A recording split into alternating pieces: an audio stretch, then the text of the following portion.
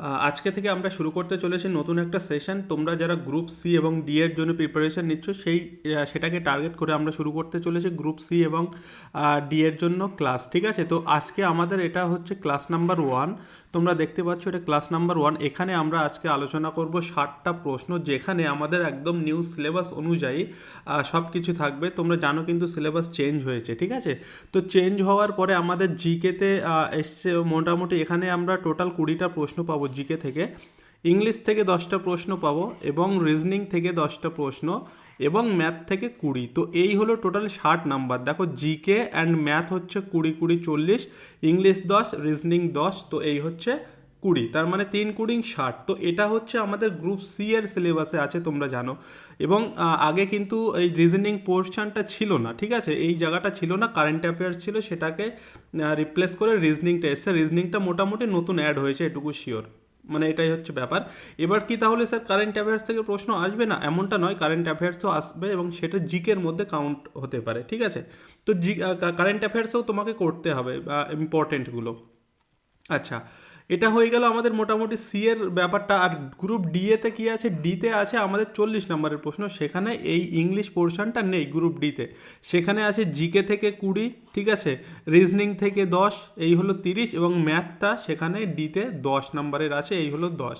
তাহলে এই GK 20, reasoning 10, math 10, এই হচ্ছে 40, ঠিক আছে, এটা ডি এর জন্য।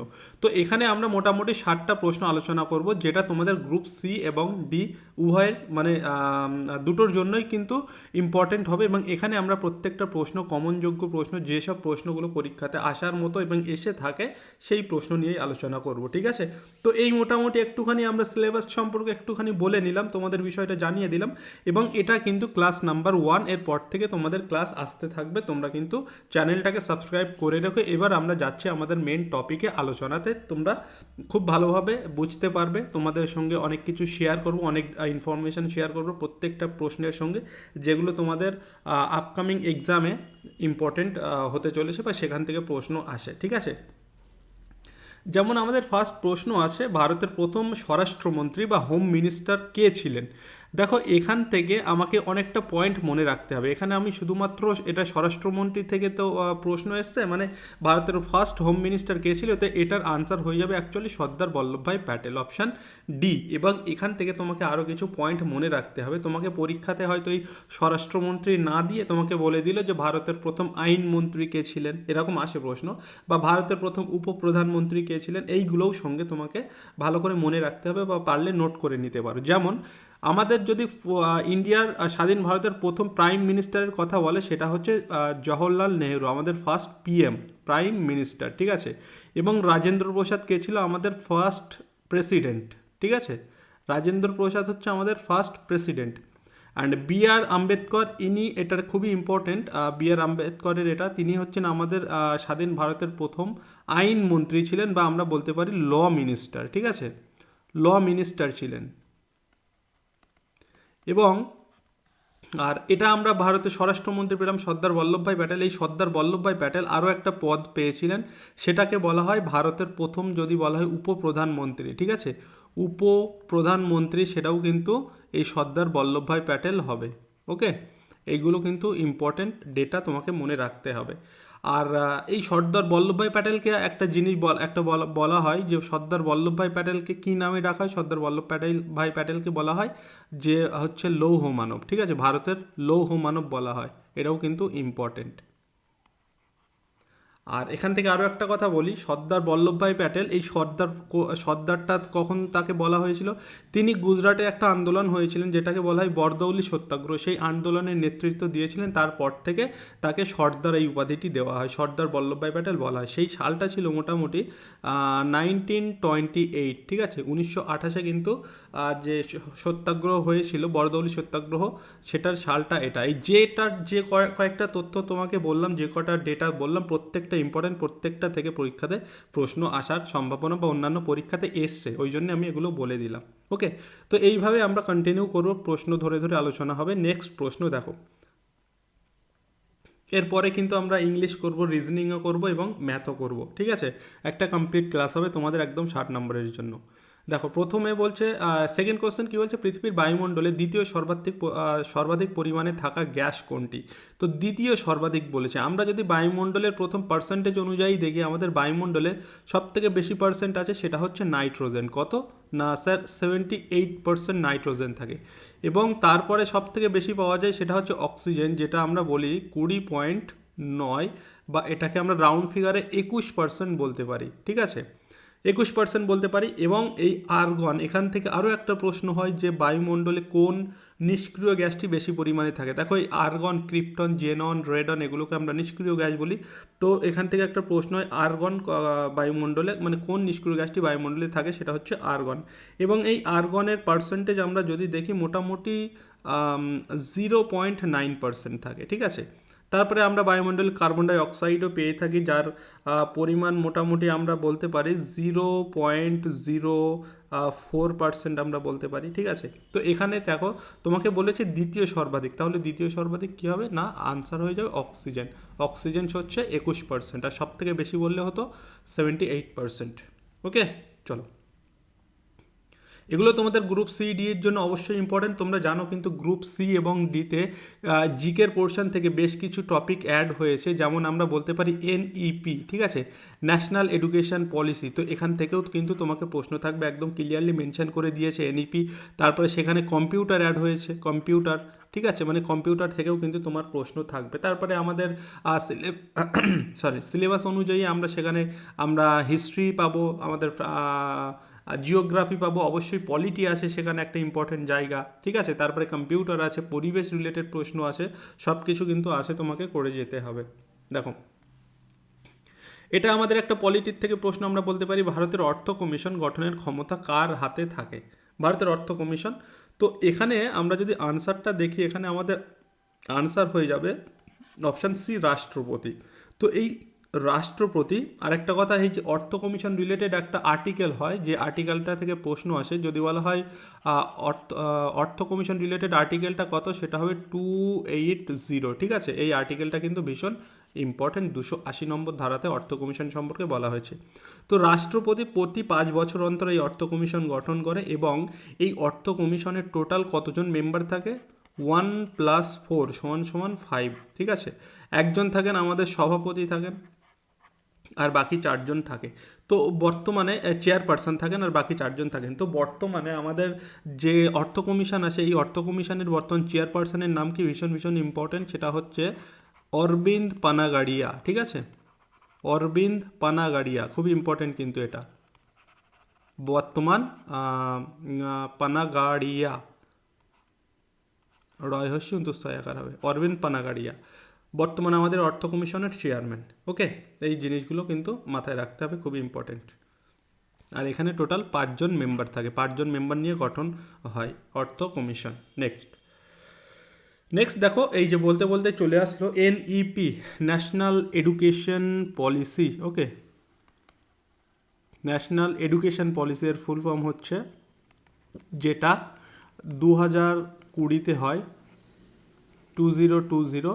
এবং এই এনইপি থেকে তোমাকে প্রশ্ন করবে, তোমাকে এনইপি সম্পর্কে ভালো করে জেনে যেতে হবে। যেমন এখানে একটা প্রশ্ন আসে, এনইপি 2020 প্রাথমিকভাবে কোন বিষয়ের উপর বেশি গুরুত্ব দেয়? ঠিক আছে, তো কী হবে এখানে সঠিক আনসার? এখানে আনসার হয়ে যাবে অপশান বি, দক্ষতা ও সক্ষমতা উন্নয়ন।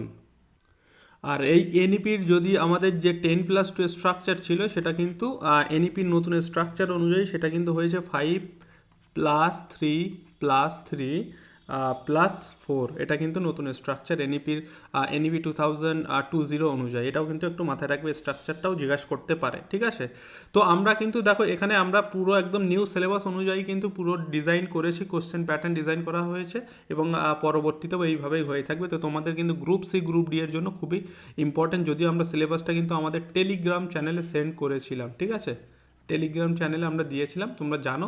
তো তোমাদের কিন্তু গ্রুপ সি ডি এর জন্য ইম্পর্টেন্ট হবে, এবং এর পরপর আরও ক্লাস আসবে, তো অবশ্যই চ্যানেলটাকে সাবস্ক্রাইব করে নিও। দেখো, একটা কারেন্ট ইভেন্টের উপরে তোমাকে প্রশ্ন হতে পারে, সেটা হচ্ছে এসআইআর। প্রথমে বলি, এসআইআর ফুল ফর্ম কিন্তু খুবই খুবই ইম্পর্টেন্ট। এসআইআর ফুল ফর্ম তোমাকে জিজ্ঞাসা করতে পারে, যেমন এর ফুল ফর্ম হচ্ছে স্পেশাল ইন্টেন্সিভ রিভিশন, তাই তো? স্পেশাল ইন্টেন্সিভ রিভিশন, এসআইআর এর ফুল ফর্ম, এটা কিন্তু মাথায় রাখবে, খুবই ইম্পর্টেন্ট জায়গা, যে কোনো পরীক্ষার জন্য ইম্পর্টেন্ট, তোমার গ্রুপ সি ডি এর জন্য ইম্পর্টেন্ট। তো এসআইআর শেষ কত সালে হয়েছিল? এসআইআর দেখবে এখন সব এসআইআর ফর্ম ফিল আপ করতে গেলে 2002 সালের তোমার ভোটার লিস্ট চাইছে, তো সেটা হবে অপশান ডি, 2002 সাল। ঠিক আছে, অপশান ডি হয়ে যাবে সঠিক আনসার। নেক্সট হচ্ছে কম্পিউটার রিলেটেড প্রশ্ন, সেখানে কম্পিউটার তোমাকে স্পেসিফিক কিন্তু মেনশন করে দিয়েছে সিলেবাসে। ঠিক আছে, তো কম্পিউটার ভালো করে করতে হবে। তো এখানে বলছে কম্পিউটারের যে অংশ ডেটা অস্থায়ীভাবে সংরক্ষণ করে সেটি হলো রম, র্যাম, হার্ড ডিস্ক নাকি পেন ড্রাইভ। কোনটাতে ডেটা অস্থায়ীভাবে সংরক্ষণ করে? এখান থেকে আরও একটা প্রশ্ন হয়, যে এরকম একটা প্রশ্ন হয় যে ইলেকট্রিক বিচ্ছেদ হলে, মানে কারেন্ট বিদ্যুৎ সংযোগ বিচ্ছেদ হলে কোন ডেটা মুছে যায়? ঠিক আছে, সেটা হবে আনসার অপশন বি, র্যাম। ঠিক আছে, র্যামের যে ডেটা থাকে সেটা অস্থায়ীভাবে সংরক্ষণ হয়, এবং র্যামের ডেটা বিদ্যুৎ সংযোগ বিচ্ছিন্ন হলে এই র্যাম থেকে ডেটা মুছে যায়। ওকে, তো এখানে র্যামের ফুল ফর্ম, রমের ফুল ফর্ম তোমাকে জেনে যেতে হবে। রমের ফুল ফর্ম হচ্ছে র্যান্ডম রিড অনলি মেমোরি হচ্ছে রম। ঠিক আছে, রিড অনলি মেমোরি। আর র্যাম হচ্ছে র্যান্ডম অ্যাক্সেস মেমোরি, এগুলো কিন্তু তোমার ফুল ফর্ম হিসেবে জেনে যেতে হবে। ওকে, আরও কিছু ফুল ফর্ম হয়, যেমন আমরা ল্যানটা খুবই আসে, ল্যান মানে লোকাল এরিয়া নেটওয়ার্ক, খুবই ইম্পর্টেন্ট, এটা ভীষণ আসে। ঠিক আছে, নেটওয়ার্ক। তারপরে আমরা বলতে পারি WWW, এটাও ইম্পর্টেন্ট, ওয়ার্ল্ড ওয়াইড ওয়েব। ওকে, এগুলো কিন্তু ইম্পর্টেন্ট। তারপরে আরও আছে জিপিআরএস আছে। ঠিক আছে, তারপরে আমাদের ইউএসবি ইউজ করি, ইউএসবির ফুল ফর্ম, এগুলো তোমাকে কিন্তু জেনে যেতে হবে। চলো নেক্সট কোশ্চেনে আমরা আলোচনা করব, father of local self government কাকে বলা হয়? এটা আমাদের একটা হিস্ট্রি থেকে প্রশ্ন, আর হিস্ট্রি তো তোমাকে করে যেতেই হবে। ঠিক আছে, হিস্ট্রি, পলিটি, জিওগ্রাফি। তো লোকাল সেলফ গভর্নমেন্ট কাকে বলা হয়? দেখো, আমরা এখানে দুজন ভাইসরয়ের নাম খুবই ইম্পর্টেন্ট, একটা হচ্ছে লর্ড লিটন। ওকে, লর্ড লিটন, আর একটা হচ্ছে লর্ড রিপন। এই দুজন ভাইসরয় খুবই ইম্পর্টেন্ট, এবং এই দুজনের মধ্যে দিয়ে তোমাকে একটা প্রশ্ন জিজ্ঞাসা করে যে ভারত বন্ধু কাকে বলা হয়? লর্ড রিপনকে কিন্তু ভারত বন্ধু বলা হয়। কেন? দেখুন, 17 সরি, হ্যাঁ 18, এটা হবে অ্যাকচুয়ালি 1878। এই সময় লর্ড লিটন ছিলেন ভাইসরয়, এবং এই 1780-তে লর্ড লিটন দুখানা কুখ্যাত আইন পাশ করেন। একটা হচ্ছে ভার্নাকুলার প্রেস অ্যাক্ট। ওকে, আমি পুরো ফুল ফর্ম লিখছি না, ভার্নাকুলার প্রেস অ্যাক্ট। আর একটা আইন পাশ করেন এই সময়, সেটাকে বলা হয় অস্ত্র আইন। ঠিক আছে, তো বাংলায় ভার্নাকুলার প্রেস অ্যাক্ট মানে হচ্ছে দেশীয় সংবাদপত্র নিয়ন্ত্রণ আইন। তো কী হয় এখানে, অ্যাকচুয়ালি কোনো সংবাদপত্রের মাধ্যমে, সেই সময় সংবাদপত্রের মাধ্যমে এই যে বিভিন্ন রকম প্রোটেস্টের কথা লেখা হতো, বিভিন্ন রকম অত্যাচারের কথা তুলে ধরা হতো, ইংরেজদের অমানবিকের যেসব তুলে ধরা হতো, তো এরা কী করলো, একটা আইন করলো যে তোমাকে এই মানে প্রেস অ্যাক্টের মাধ্যমে একটা আইন করলো যে তোমাকে কিছু প্রকাশ করার আগে সেটা আমাদের কাছে জমা দিতে হবে, আমরা অনুমতি দিলে তারপর প্রকাশ করতে পারবে, এরকম একটা আইন হয়, সেটাকে বলা হয় ভার্নাকুলার প্রেস অ্যাক্ট। এবং আরও একটা আইন হয়, সেটা হচ্ছে অস্ত্র আইন। এখানে বলা হয় যে কি, ভারতীয়রা কোনো অস্ত্র রাখার জন্য তাদেরকে কি লাইসেন্স নিতে হবে এই ব্রিটিশদের কাছ থেকে। ওকে, এই দুটো আইন মোটামুটি পাশ করেন লর্ড লিটন, এবং রিপনের সময়কাল হচ্ছে 1880 থেকে 84, মানে 80 থেকে 84। তো এই সময়ে এসে লর্ড রিপন কি করেন, এই যে কুখ্যাত ভার্নাকুলার প্রেস অ্যাক্ট, এই আইনটাকে তুলে দেন। ঠিক আছে, তাই আইনি আরও কিছু কাজ করেন, যেমন হচ্ছে লেবার সংরক্ষণে একটা বিল নিয়ে আসেন। ওকে, তো লর্ড রিপনকে বলা হয় ভারত বন্ধু। আর এই প্রশ্নের আনসারও হবে father of local self government কাকে বলা হয়? লর্ড রিপনকে বলা হয়। ভীষণ কিন্তু ইম্পর্টেন্ট এই প্রশ্নটা। চলো নেক্সট হচ্ছে কোন ভিটামিনটি সাধারণত সূর্যালোক থেকে পাওয়া যায়? Vitamin A, C, D and E. কোন ভিটামিনটা সূর্যালোক থেকে পাওয়া যায়? সূর্যালোকে যেটা পাওয়া যায় ভিটামিন ডি, অপশান সিতে যেটা আছে। ঠিক আছে, আচ্ছা, এই ভিটামিনগুলোর রাসায়নিক নাম কিন্তু খুবই ইম্পর্টেন্ট। যেমন ভিটামিন এর রাসায়নিক নাম কি? ভিটামিন এর রাসায়নিক নাম হচ্ছে রেটিনল। ভিটামিন সি এর রাসায়নিক নাম কি? Ascorbic acid. Okay, ascorbic acid. এই জায়গাগুলো কিন্তু খুবই ইম্পর্টেন্ট, মনে রাখতে হবে। ভিটামিন ডি এর রাসায়নিক নাম ক্যালসিফেরল,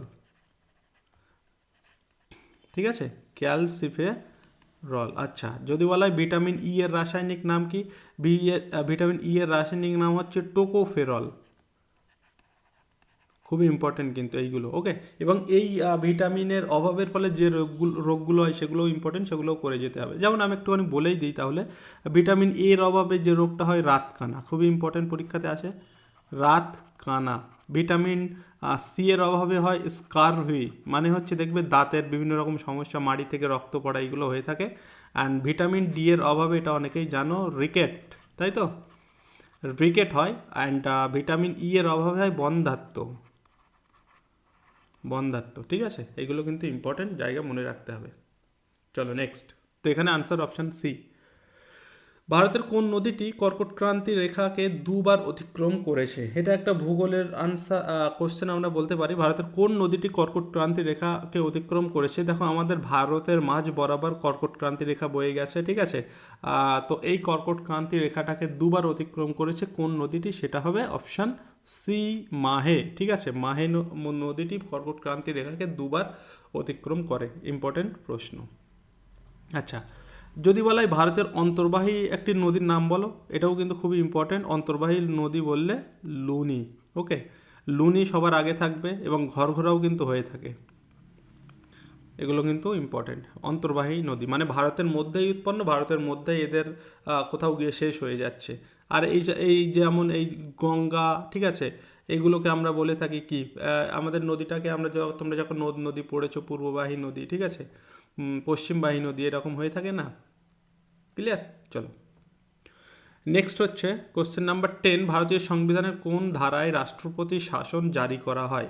রাষ্ট্রপতি শাসন বা প্রেসিডেন্ট রুল। দেখো, তিনটে এখান থেকে ধারা বা আর্টিকেল তোমাকে খুব ভালোভাবে মনে রাখতে হবে। সেটা হচ্ছে কি কি, আর্টিকেল 352, আর্টিকেল 356 অ্যান্ড আর্টিকেল হচ্ছে 360। 352কে national emergency, okay, national emergency. And 56-এ আমরা বলতে পারি এই যে প্রেসিডেন্ট রুল, এটা, ঠিক আছে। প্রেসিডেন্ট রুল, যখন কোনো রাজ্যের আইন ব্যবস্থা ভেঙে পড়ে তখন এই প্রেসিডেন্ট রুল বা রাষ্ট্রপতি শাসন জারি করা হয়। তো এখানে আমাদের আনসার হয়ে যাবে অপশান সি। ভারতীয় সংবিধানের কোন ধারায় রাষ্ট্রপতি শাসন? Option C, 356। আর 360-এ কী হয়? 360-এ হয় ফাইন্যান্সিয়াল এমার্জেন্সি, ওকে, FINAN, ফাইন্যান্সিয়াল এমার্জেন্সি। এটাও কিন্তু ইম্পর্টেন্ট, মানে অর্থনৈতিক জরুরি অবস্থা। এবং এখান থেকে একটা প্রশ্ন ঘুরে ফিরে বারবার আসে যে ভারতে কতবার, এরকম একটা প্রশ্ন দেবে তোমাকে যে ভারতে কতবার এই 360 লাগু হয়েছে, মানে ফাইন্যান্সিয়াল এমার্জেন্সি কতবার লাগু হয়েছে। অপশান যাই থাকুক, একবার, দুবার, তিনবার, অপশান হবে একবারও নয়, ঠিক আছে। এটা কিন্তু ইম্পর্টেন্ট প্রশ্ন, তোমাকে জিজ্ঞাসা করবে যে কতবার ভারতে অর্থনৈতিক জরুরি অবস্থা জারি হয়েছে, আনসার হবে একবারও নয়, ঠিক আছে।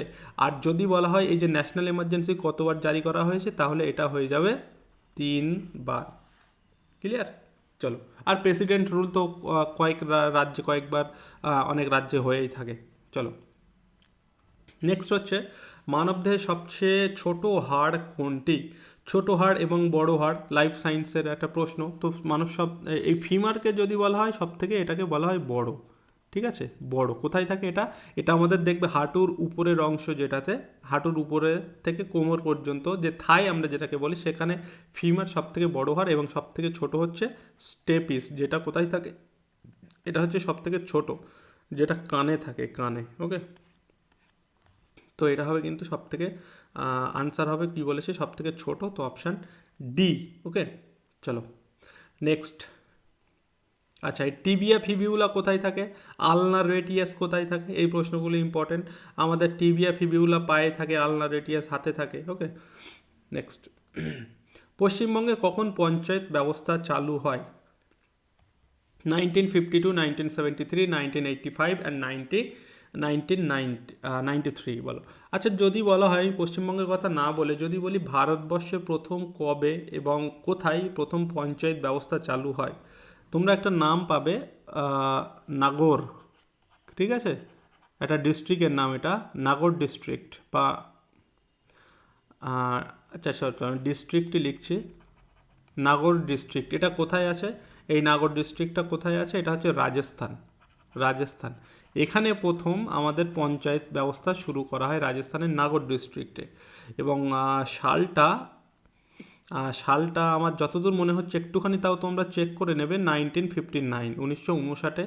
খুব সম্ভবত এটা সালটা এক্স্যাক্টলি এটাই হবে, তাও একবার একটুখানি চেক করে নেবে, আমার একটুখানি ডাউট মতো লাগছে। তো এটাও কিন্তু ইম্পর্টেন্ট যে ভারতবর্ষে কোন রাজ্যের প্রথম পঞ্চায়েত ব্যবস্থা শুরু হয়, সেটা হবে রাজস্থানের নাগর ডিস্ট্রিক্টে, এবং সালটা হচ্ছে 1959। আর পশ্চিমবঙ্গে কখন পঞ্চায়েত ব্যবস্থা শুরু হয়? 1973, অপশান বি। নেক্সট, ভারতীয় টাকার প্রতীক চিহ্ন, এই যে চিহ্নটা, হুম, ডি উদয় কুমার কোন বছর ডিজাইন করেন? আচ্ছা, এটা কোন বছর ডিজাইন করেন এটার থেকে বেশি ইম্পর্ট্যান্ট যে তোমাকে এই যে ভারতীয় টাকার প্রতীক চিহ্নটি কে তৈরি করেন, তখন আনসার হবে এই যে উদয় কুমার। এর ফুল নাম হচ্ছে উদয় কুমার ধর্মালিঙ্গম। ওকে, উদয় কুমার ধর্মালিঙ্গম। এবং কোন বছরে যদি হয় সেটা হবে অপশান ডি, 2010, 2010-এ। ঠিক আছে। আর যেটা বললাম এই যে এর নামটা বেশি আসে, নামটা কিন্তু বেশি ইম্পর্টেন্ট।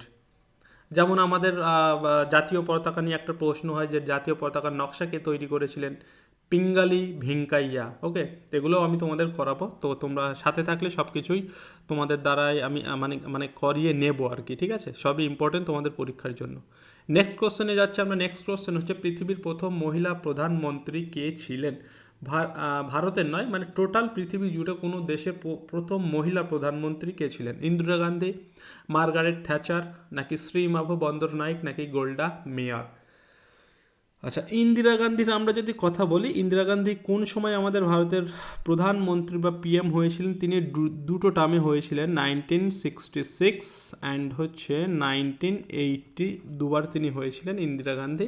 আচ্ছা, আর এই প্রশ্নের জন্য আমাদের এই যে প্রশ্নটা আছে পৃথিবীর প্রথম মহিলা প্রধানমন্ত্রী, সেটা শ্রীলঙ্কা দেশের একজন, সেটা হচ্ছে শ্রীমাভ বন্দর নায়েক। অপশান সি হয়ে যাবে এই প্রশ্নের জন্য সঠিক আনসার।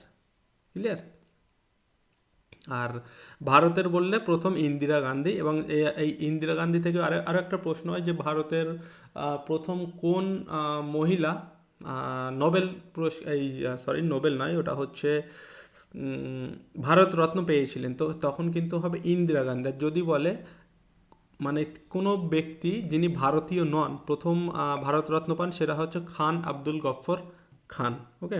আর মরণোত্তর বললে যদি বলে কে প্রথম মরণোত্তর ভারতরত্ন পেয়েছিলেন, সেটা হবে লাল বাহাদুর শাস্ত্রী। তিনিও আমাদের প্রাক্তন পিএম। চলো, এই পয়েন্টগুলো কিন্তু ইম্পর্ট্যান্ট, একটু মাথায় তোমাকে রাখতে হবে। এখানে আনসার অপশান সি। নেক্সট, হচ্ছে জাতীয় সড়ক 2 বা NH2, ন্যাশনাল হাইওয়ে 2, কোন দুই শহরকে যুক্ত করেছে? দিল্লি, কলকাতা, মুম্বাই, চেন্নাই, আগ্রা, বারাণসী। এটা বারাণসী হবে অ্যাকচুয়ালি, হ্যাঁ, বারাণসী হবে এটা। আগ্রা, বারাণসী অ্যান্ড কলকাতা, গুয়াহাটি। তো এখানে NH2, তার আগে বলি NH44 আমাদের সব থেকে বলা হয় যদি লংগেস্ট ন্যাশনাল হাইওয়ে কোনটা, NH44, যেটা মোটামুটি কোথার থেকে কোন পর্যন্ত, যেটাকে বলা হয় কাশ্মীর টু কন্যাকুমারী। ঠিক আছে, কাশ্মীর থেকে কন্যাকুমারী, একদম মানে উত্তর থেকে দক্ষিণ পর্যন্ত বিস্তৃত NH44। Clear? NH44 national highway 44। আচ্ছা, এই NHAI এটা মানে রেগুলেটর যে বডি, মানে national highway authority of India এর ফুল ফর্ম এটা। তো NHAI এর বর্তমান যদি বলা হয় চেয়ারপারসন কে আছেন? সন্তোষ কুমার যাদব। ঠিক আছে, সন্তোষ কুমার যাদব, যদিও এটা অতটা ইম্পর্টেন্ট নয়, কিন্তু এই NH44 এটা ইম্পর্টেন্ট। আর এখানে যেটা বললাম জাতীয় সড়ক বা NH2 কোন দুই শহরকে যুক্ত করে, সেটা হচ্ছে Delhi and Kolkata. Option A. Next, টেনিসে গ্র্যান্ড স্লাম বলতে বোঝায় একটি মাত্র টুর্নামেন্ট, চারটি টুর্নামেন্ট অ্যান্ড চারটি প্রধান টুর্নামেন্ট জয়, এবং হচ্ছে বিশ্বকাপ জয়, নাকি অলিম্পিকের জয়? কোনটা হবে সঠিক অ্যান্সার?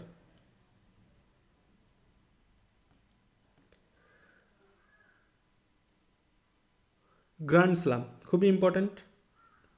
আচ্ছা, এই গ্র্যান্ড স্লাম আমরা টোটাল 4টি গ্র্যান্ড স্লাম হয়ে থাকে, মানে মেজর 4টি গ্র্যান্ড স্লাম হয়ে থাকে। একটা হচ্ছে ইউএস, একটা Australian US open, Australian open, and হচ্ছে আর একটা হয় ফ্রেঞ্চ ওপেন, অ্যান্ড আর একটা হচ্ছে উইম্বলডন ওপেন। এবং এই 4টি ওপেন হয়তো এখানে আনসার তো আমরা 4 করবো, অপশান বি। কিন্তু এখান থেকে আরও একটা প্রশ্ন হয় যে এদের মধ্যে সব থেকে প্রাচীনতম বা ওল্ডেস্ট গ্র্যান্ড স্লাম কোনটা, সেটা হবে উইম্বলডন ওপেন, যেটা কোথায় খেলা হয়, লন্ডনে। উইম্বলডন, ঠিক আছে, সব থেকে কিন্তু প্রাচীন এটা। আর যদি বলা হয় নবীনতম বা নতুন যেটা, সেটা হবে কিন্তু অস্ট্রেলিয়ান ওপেন। অস্ট্রেলিয়ান ওপেন, ঠিক আছে, এটা অনেক আগে শুরু হয়েছে এবং অস্ট্রেলিয়ান ওপেন এটা 1905-এ শুরু হয়। তো এটা হচ্ছে নবীনতম আর এটা হচ্ছে প্রাচীনতম গ্র্যান্ড স্লাম। তো 4টি গ্র্যান্ড স্লাম হয়, এই 4টি একটু তোমাকে মাথায় রেখে যেতে হবে, যে 4টির নাম বললাম। তো এখানে হবে অপশান বি। আচ্ছা, এই যদি বলা হয় এবছরে মানে 2000, আমি যদি 25-এর কথা বলি, 2025-এ এই 4টি গ্র্যান্ড স্লামে মানে একক ক্ষেত্রে মেয়েদের ক্ষেত্রে এবং ছেলেদের ক্ষেত্রে কে কে পায়, এগুলো ইম্পর্টেন্ট। বেশিরভাগ ছেলেদের ক্ষেত্রে যেটা ইম্পর্টেন্ট হচ্ছে সেটা। তো এখানে দেখবে প্রথমে আমি যদি এই উইম্বলডন এবং অস্ট্রেলিয়ান ওপেনের কথা বলি, সেখানে আনসার হয়ে যাবে কার্লোস আলকারেজ। আর ফ্রেঞ্চ অ্যান্ড ইউএস ওপেনে সেখানে হবে একজন নতুন একটা প্লেয়ার, যার নাম তোমরা সম্প্রতি শুনতে পাবে ভীষণ, সেটা হচ্ছে জনিক সিনার, ইতালির একটা প্লেয়ার, টেনিস প্লেয়ার, ঠিক আছে। এটা একটুখানি মাথায় রেখে দিয়ে সম্ভব হলে। নেক্সট নেক্সট হচ্ছে ন্যাটো, NATO এর সম্পূর্ণ রূপ কি? ন্যাটোর ফুল ফর্ম হচ্ছে North Atlantic Treaty Organization. Option A হয়ে যাবে কোশ্চেন নাম্বার 17-এর জন্য। ক্লিয়ার? আচ্ছা, এই যে তোমরা দেখবে রাশিয়া ইউক্রেন যে যুদ্ধটা হলো, ঠিক আছে, তো রাশিয়া ইউক্রেন যুদ্ধের মেন কিন্তু সূত্রপাত হচ্ছে এই ইউক্রেন কিন্তু চাইছিল ন্যাটোতে যোগ দেওয়ার জন্য, বাট রাশিয়া অনবরত মানে থ্রেট দিচ্ছিল যে মানে রাশিয়া চেষ্টা করেছিল ইউক্রেন যাতে ন্যাটোতে যোগ না দেয়। তো এই নিয়ে মোটামুটি কিন্তু তাদের মধ্যে একটা যুদ্ধের সূত্রপাত হয়েছিল। তার আগে আরও কিছু কারণ আছে, বাট এটাই মেন কারণ মোটামুটি, এবং সেই যুদ্ধের পরিণতি বা কী হয়েছিল সেটা আমরা সকলে জানি। তো এটা হবে ন্যাটো, যার সদর দপ্তর, ন্যাটোর সদর দপ্তর ভীষণ আসে, সেটা হচ্ছে বেলজিয়ামের, ঠিক আছে। এই সদর দপ্তর কোথায়? বেলজিয়ামের রাজধানী কি? বেলজিয়ামের রাজধানী বা ক্যাপিটাল ব্রাসেলস, ঠিক আছে, এটা হচ্ছে সঠিক আনসার। বেলজিয়ামের রাজধানী ব্রাসেলস, এই রাজধানী দিয়েও প্রশ্ন আসে এবং ন্যাটোর সদর দপ্তর এটা দিয়েও কিন্তু প্রশ্ন আসে, ব্রাসেলস। চলো নেক্সট হচ্ছে কোন অ্যাসিড পাকস্থলীতে খাদ্য হজমে সাহায্য করে? Nitric acid, sulphuric acid, hydrochloric acid নাকি অ্যাসেটিক অ্যাসিড? নাইট্রিক অ্যাসিডের সংকেত কি? HNO3। সালফিউরিক অ্যাসিডের সংকেত কি? H2SO4। হাইড্রোক্লোরিক অ্যাসিডের সংকেত কি? HCl। এবং এই HCl এটা হবে সঠিক আনসার। হাইড্রোক্লোরিক অ্যাসিড পাকস্থলীতে খাদ্য হজমে সাহায্য করে। এবং এই হাইড্রোক্লোরিক অ্যাসিডের আরও একটা নাম আছে যেটা আমরা বাড়িতে ইউজ করি, তোমরা দেখবে, নাম কি বলো তো? মিউরিয়েটিক অ্যাসিড, ঠিক আছে, মিউরিয়েটিক অ্যাসিড এই হাইড্রোক্লোরিক অ্যাসিডের নাম। Option C. নেক্সট হচ্ছে আন্তর্জাতিক নারী দিবস কবে পালিত হয়? International woman's day 1 March, 8 March, 5 June and হচ্ছে 10 ডিসেম্বর। বলো। কিছুদিন আগে 1 ডিসেম্বর গেল, আজকে 3 ডিসেম্বর, কিছুদিন আগে 1 ডিসেম্বর গেল। 1 ডিসেম্বর হচ্ছে কি বলতো? ন্যাশনাল কি? National AIDS day, 1 December. আর 10 ডিসেম্বর, আচ্ছা এটা কিন্তু 1 ডিসেম্বর আমি কথা বললাম, ঠিক আছে। 10 ডিসেম্বর কী হিসেবে পালন করা হয় বলো তো? মানবাধিকার দিবস। খুবই ইম্পর্টেন্ট এটা, মানবাধিকার দিবস 10 ডিসেম্বর। আর 5 জুন এটা তো সবাই জানো, পরিবেশ দিবস আমরা পালন করি 5 জুন, ঠিক আছে, পরিবেশ দিবস, এটা তো নতুন করে কিছু বলার নেই। আর ইন্টারন্যাশনাল ওমেন্স ডে বা আন্তর্জাতিক নারী, সেটা হচ্ছে 8 মার্চ। অপশান বি হয়ে যাবে সঠিক আনসার। ক্লিয়ার? আচ্ছা, ন্যাশনাল ইউনিটি ডে কবে পালন করি আমরা? ন্যাশনাল ইউনিটি ডে, এগুলো ইম্পর্টেন্ট আসে বিভিন্ন পরীক্ষাতে। ন্যাশনাল ইউনিটি ডে হচ্ছে 31 অক্টোবর, অক্টোবর মাসের 31 অক্টোবর, যেদিন কি এই যে আমরা বলছিলাম না সর্দার বল্লভভাই প্যাটেলের জন্মদিন, তার জন্মদিন উপলক্ষে আমরা ন্যাশনাল ইউনিটি ডে পালন করে থাকি 31 অক্টোবর। আর 21শে জুন কি পালন করা হয়? 21শে জুন যোগা ডে।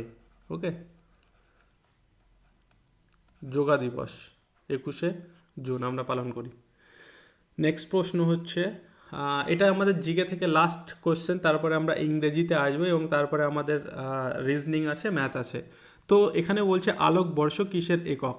আলোকবর্ষ, দেখো আমরা হচ্ছে গ্রহ নক্ষত্রের মধ্যে যে দূরত্ব, ভীষণ বড় বড় ডিস্ট্যান্স মাপতে আমরা কয়েকটা ইউনিট ইউজ করি, তাদের মধ্যে হচ্ছে আলোকবর্ষ একটা। ঠিক আছে, আলোকবর্ষ হচ্ছে মানে এক বছরে লাইট যতটা দূরত্ব অতিক্রম করে। তো ইউনিট হচ্ছে আলোকবর্ষ, এটা হচ্ছে দূরত্বর একটা একক, দূরত্ব মাপতে আমরা এটা ইউজ করি। এবং এই দূরত্ব মাপার সবথেকে যদি বড় একক বলে কি বলো তো? বড় এককের নাম হচ্ছে পারসেক। এটাও ইম্পর্টেন্ট পরীক্ষাতে আসে, পারসেক সব থেকে বড়।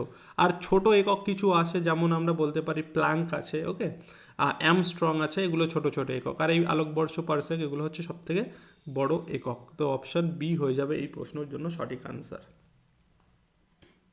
এখানে আমরা জিকে মোটামুটি 20টা কমপ্লিট করে ফেললাম। ওকে, ভালো লাগলে অবশ্যই একটা কিন্তু লাইক করতে হবে, তাহলে তোমাদের লাইক পেলে, তোমাদের ভালো কমেন্টস পেলে আমি বুঝবো যে তোমাদের প্রয়োজন আছে ক্লাসটা, আমি কিন্তু তাড়াতাড়ি ক্লাস নিয়ে আসবো। তো অবশ্যই কিন্তু লাইক করবে এবং অবশ্যই কমেন্ট করে জানাবে কেমন তোমাদের লাগলো। এবার আমরা যাচ্ছি আমাদের ইংলিশ পোর্শানে। দেখো, ইংলিশ থেকে তোমাদের 10 নাম্বার থাকবে, তো ইংলিশটাও করতে হবে, বাদ দিলে হবে না। এখানে বলছে I who dash your superior should be respected.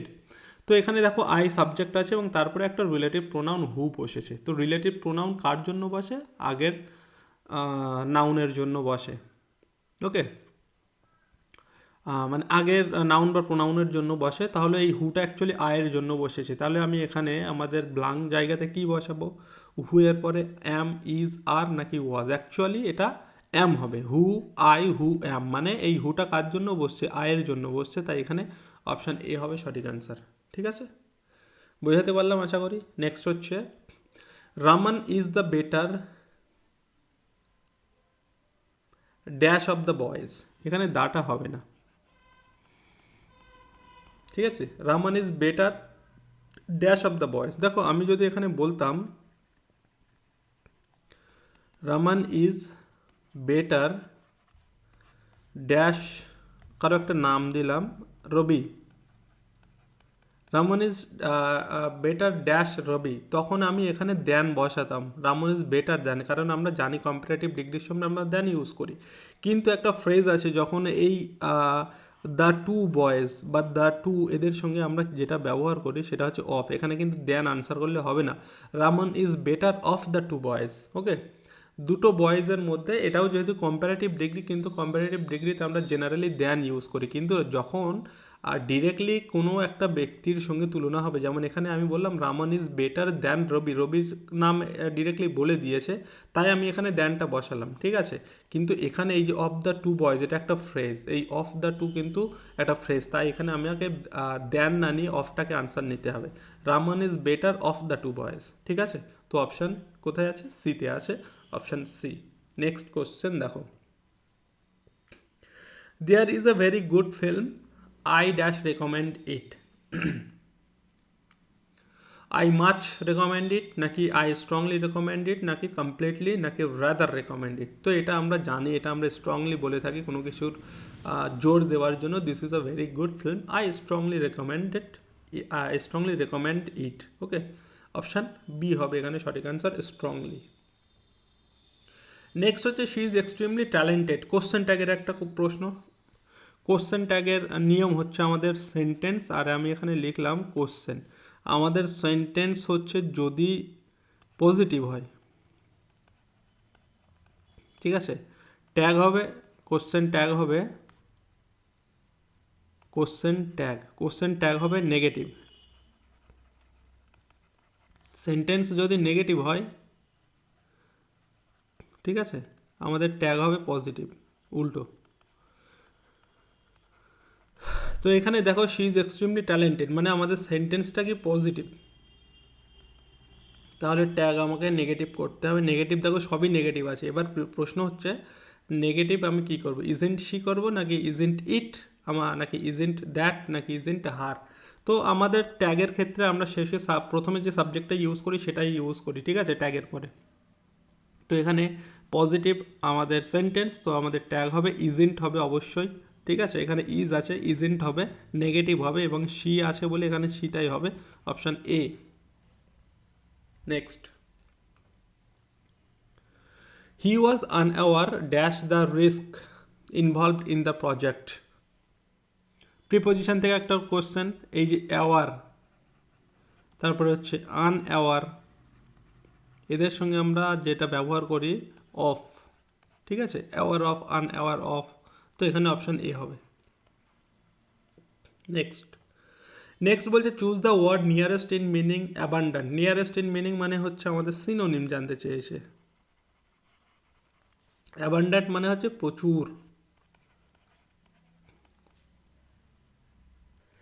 তাহলে এখানে প্রচুর আমাদের নিয়ারেস্ট মিনিং মানে সিনোনিম মানে কোনটা হবে, দেখো এখানে স্কার্স অ্যান্ড লিটল অ্যান্ড রেয়ার এগুলো সবই নেগেটিভ অর্থে একই রকম মিনিং বোঝায়, কম অর্থে বোঝায়, কিন্তু প্লেন্টিফুল মানে প্রচুর, তাই এখানে অপশান এ হবে সঠিক অ্যান্সার, যেহেতু সিনোনিম বলেছে। Next, select the word opposite in meaning to benevolent. Benevolent, বেনিভোলেন্টের অপোজিট ওয়ার্ড মানে আমাকে অ্যান্টোনিম, অ্যান্টো, এটা ঠিক আছে, কী হবে? বেনিভোলেন্ট মানে কি বলো তো, আগে বলি, মানে যারা মানুষকে সাহায্য করে, তারপরে পরোপকারী, দয়ালু আমরা বলতে পারি, দয়ালু, ওকে, তাদেরকে বলা হয় বেনিভোলেন্ট। তো এখানে সিনোনিম আমি প্রথমেই পেয়ে যাচ্ছি কাইন্ড, ওকে, এটা হবে সঠিক answer. Cruel, generous and friendly. Generous মানেও হয় উদার টাইপের, ঠিক আছে, এটাও হয় উদার, বাট এখানে কাইন্ডটা হবে বেটার অপশান, অপশান এ সঠিক আনসার। বেনিভোলেন্টের অপোজিট, ও আচ্ছা, সরি সরি একটুখানি দাঁড়াও, এখানে আমাকে অপোজিট অ্যান্টোনিম বলেছে, তাহলে কাইন্ড হবে না, না না এটা হবে না, এটা তো সিনোনিম হয়ে গেল। এই কাইন্ড, জেনারাস, ফ্রেন্ডলি এগুলো হচ্ছে সিনোনিম, আমাকে বলেছে অপোজিট মানে হচ্ছে ক্রুয়েল হবে, কঠোর বা নিষ্ঠুর, ওকে, এটা কিন্তু বি হবে, option B. Substitute the sentence one who cannot live without money. টাকা ছাড়া বাঁচতে পারে না বা টাকা ছাড়া যে চলতে পারে না তাদেরকে আমরা কি বলবো? Miser, বেগার, popper and miserly. Miser মানে আমরা বলি মানে কৃপণ, ঠিক আছে, অ্যান্ড বেগার মানে তো জানো ভিক্ষুক, অ্যান্ড মিজারলি মানে হতদরিদ্র, বা মিজারলিও মানে কৃপণ টাইপের। আর এখানে আমাদের অ্যাকচুয়ালি বলছে one who cannot live without money, সেটা হবে অপশান সি, পপার। মানে হচ্ছে বেগার মানেও ভিক্ষুক এবং হতদরিদ্র, আর এই পপার মিনস মানে একদম যারা হতদরিদ্র টাইপের, ঠিক আছে, তাদেরকে বলা হয়। তো এখানে অপশান সি হয়ে যাবে সঠিক আনসার এই কোশ্চেনটার জন্য। দেখো এখানে আমি তোমাদের আজকে ভোক্যাব থেকে একটু বেশি কোশ্চেন নিয়েছি, নেক্সট দিন গ্রামার থেকেও ভোক্যাব থেকেও সমান কোশ্চেন থাকবে। তো তোমাদের কিন্তু ভোক্যাব ওখানে স্পেসিফিক মেনশন করে দিয়েছে সিলেবাস থেকে, সুতরাং ভোক্যাব থেকে কিন্তু প্রশ্নটা বেশি থাকবে, সেজন্য আমি একটু ভোক্যাব থেকেও কিন্তু প্রশ্নটা বেশি রেখেছি, ওকে। যদিও 10টা নাম্বার থাকবে, সব তোমাকে সব মিলিয়েই করতে হবে। চলো নেক্সট হচ্ছে change the voice, someone has stolen my car. কী হবে এটা voice change? My car has been stolen by someone. এখানে হ্যাজ আছে মানে এটা কোন টেন্স? কোন টেন্স? এটা হচ্ছে পাস্ট টেন্স, তাই তো, পাস্ট পারফেক্ট। আর পাস্ট পারফেক্টের ভয়েস চেঞ্জ করার সময় আমরা হ্যাজ বিন ইউজ করি।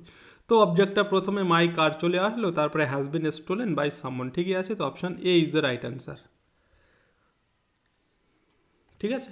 চলো নেক্সট, নেক্সট হচ্ছে the manager insisted that Singh on the report. এটা একটা প্রেপোজিশনের প্রশ্ন, খুবই ইম্পর্টেন্ট একটা প্রশ্ন প্রেপোজিশন থেকে। কি বলছে?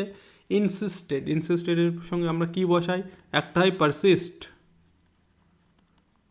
পারসিস্টের সঙ্গে আমরা ইন বসাই, কিন্তু ইনসিস্টের সঙ্গে আমরা অন বসাই, দুটোর মেন কিন্তু সেম, ঠিক আছে। The manager insisted on Singh the report, তো অপশান এখানে হয়ে যাবে বি, মানে হচ্ছে অন, ঠিক আছে। এই হয়ে গেল মোটামুটি আমরা 10টা ইংরেজি থেকে কমপ্লিট করে নিলাম একটু তাড়াতাড়ি, কারণ আজকের ইংলিশের প্রশ্নগুলো বেশিরভাগ থেকেই আমাদের ভোক্যাব থেকে ছিল এবং একটু সহজ টাইপের ছিল। এবার আমরা যাচ্ছি রিজনিংয়ে, 10টা রিজনিং, তারপরে আমরা ম্যাথে আসবো। দেখো, রিজনিং তোমাদের কিন্তু এরকম প্রশ্ন থাকবে, লজিক্যাল রিজনিং। তো এখানে একটা বিবৃতি এবং সিদ্ধান্তের ভিত্তিতে সঠিক বিকল্পটি তোমাকে নির্বাচন করতে হবে। বিবৃতিটা কি বলে দিয়েছে? সব গাছ হয় ফুল। অ্যান্ড আরও একটা বিবৃতি বলেছে সব ফুল হয় লাল। তো এটাকে করতে গেলে তোমাকে কি করতে হয়? এটাকে করতে গেলে ডায়াগ্রাম করতে হয় তোমাকে। তো আমি এখানে দেখো, আমি করে দেখাচ্ছি। সব গাছ হয় ফুল, তো সব গাছ আমি বাংলাতেই লিখছি। গ মিন্স হচ্ছে গাছ, এই সব গাছটাকে বলছে সব গাছ হয় ফুল, মানে পুরো গাছটা কি ফুলের মধ্যে পড়বে, ঠিক আছে? আচ্ছা, এখানে বলছে সব ফুল হয় ফল, মানে এই পুরো ফুলটা আবার পুরোটা এই পুরো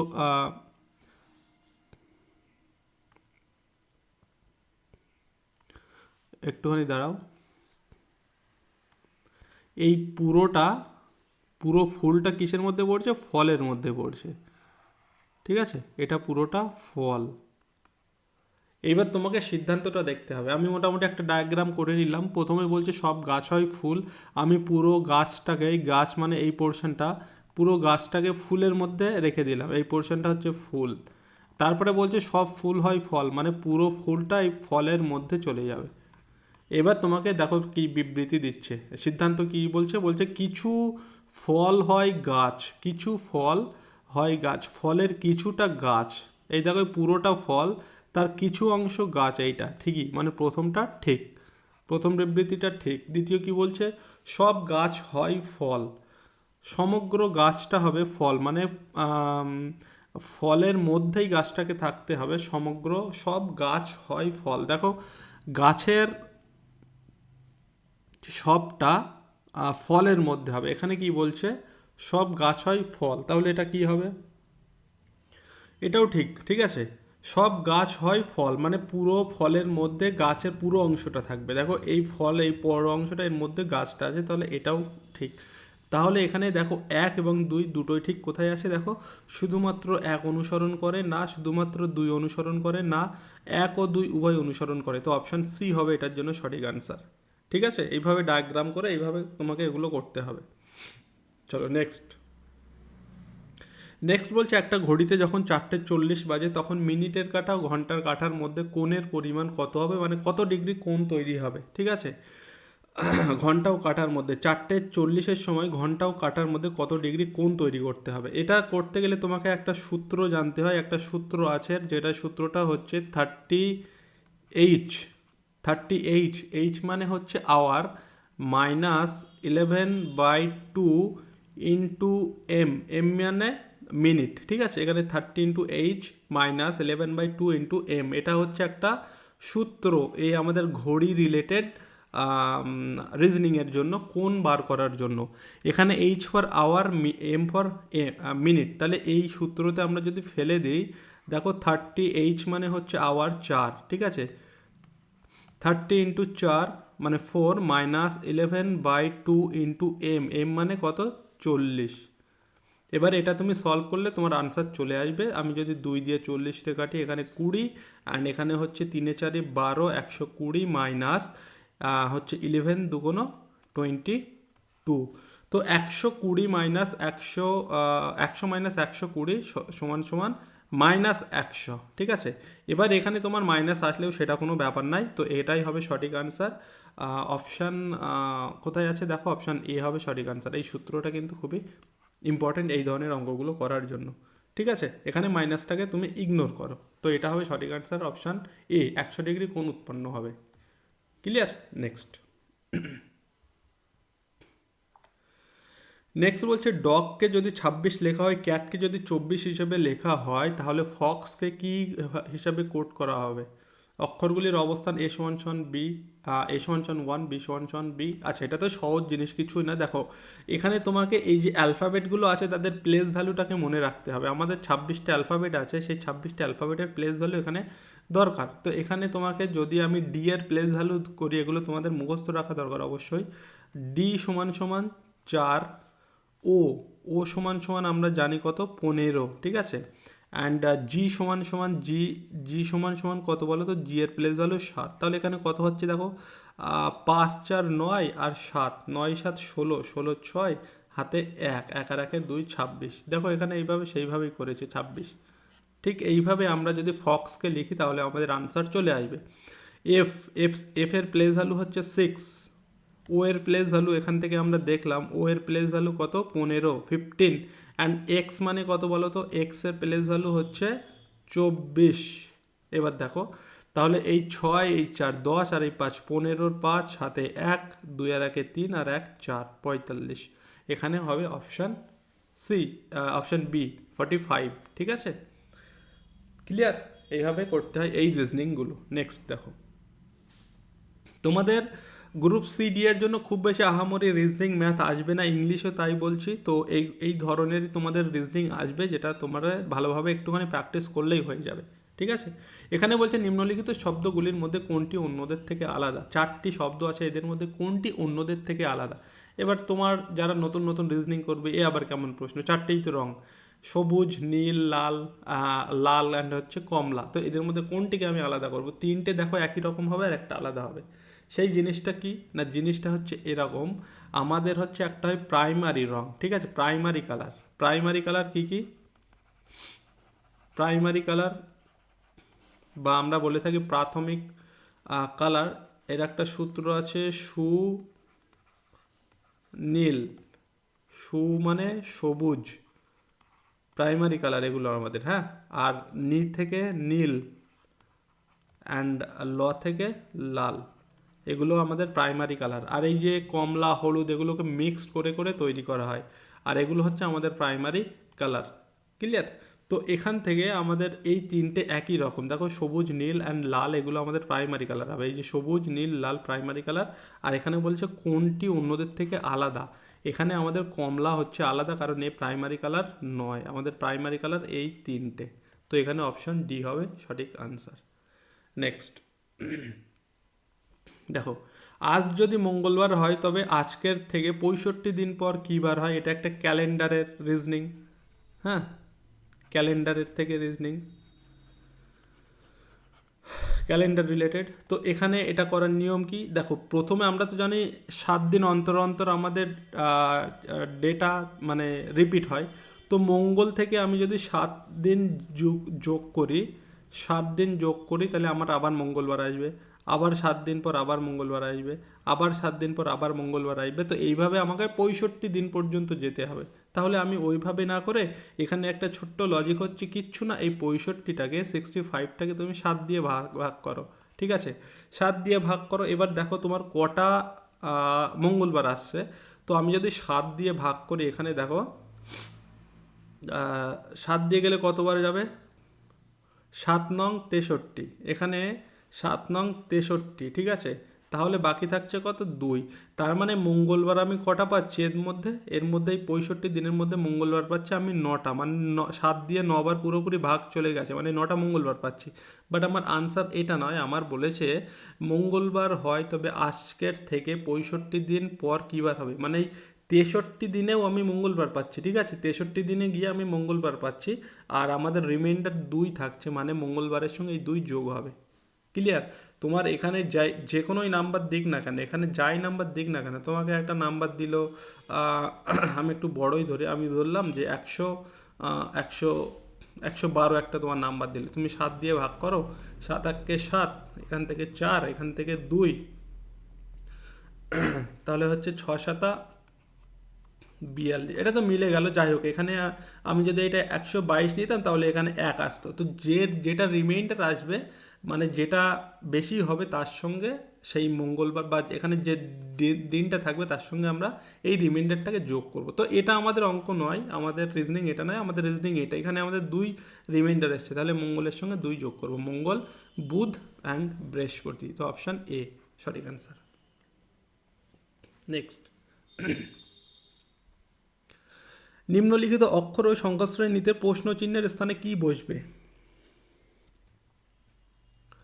দেখো এটা কিভাবে হচ্ছে, প্রথমে এস অ্যান্ড সি অ্যান্ড হচ্ছে ই, আর তারপরে হচ্ছে জি। আচ্ছা, এইভাবে না দেখে আমি যদি নাম্বারগুলো দেখি, প্রথমে হচ্ছে 1, 4 9 16। এখানে একটা ব্যাপার আছে, দেখো একের স্কোয়ার হিসেবে যাচ্ছে, একের স্কোয়ার 1, দুয়ের স্কোয়ার হয় 4, ঠিক আছে, তিনের স্কোয়ার হয় 9, তাহলে এই 9 এবং তারপরে আছে 16, মানে 4-এর স্কোয়ার, এটা 4-এর স্কোয়ার 16, তাহলে আমাকে ঠিক 1 2 3 4 5, 5-এর স্কোয়ারে যেতে হবে, মানে 25 হবে। তাহলে 25 কোথায় আছে দেখো, আচ্ছা 25 এখানে দু জায়গাতে আছে, মানে এটা হচ্ছে না এটা হচ্ছে না, এখানে দেখো 25, এখানে হচ্ছে 25। এবার কথা হচ্ছে তাহলে আয় হবে আয়ের সঙ্গে 25 নাকি এইচের সঙ্গে 25 হবে, তো এটা আমার এবার চেক করতে হবে। এখানে দেখো এ থেকে হয়েছে সি, এ থেকে সি মানে এখানে +2 হয়েছে, সি থেকে ই, সি থেকে ই মানে সি ডি ই, এখানেও +2, অ্যান্ড ই থেকে জি, এখানেও +2, মানে +2 করে যাচ্ছে, তাহলে আমি জি এর সঙ্গে +2, জি মানে হচ্ছে 7, এর সঙ্গে +2 করলে হবে 9, আর 9 মানে এই আয়, আয়ের প্লেস ভ্যালু হচ্ছে 9, তাহলে অপশান এ।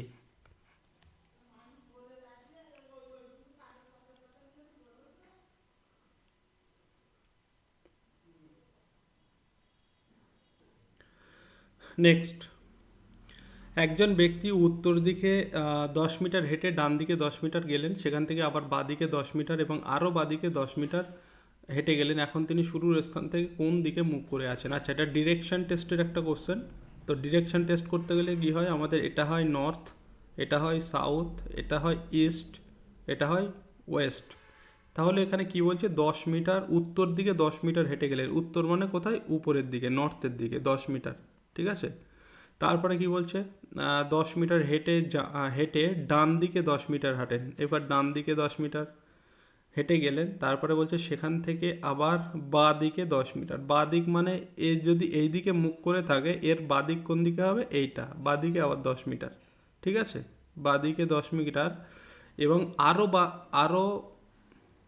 বাঁদিকে 10 মিটার এবং আরও বাঁদিকে 10 মিটার গেলেন, মানে বাঁদিকে আবার 10 মিটার, এই যদি এই উত্তর দিকে মুখ করে থাকে, বাঁদিক কোনটা, এটা বাঁদিকে 10 মিটার, মানে এরকম জায়গাটায় আছে, ঠিক আছে। এবার বলছে এখন তিনি শুরুর স্থান থেকে কোন দিকে মুখ করে আছেন।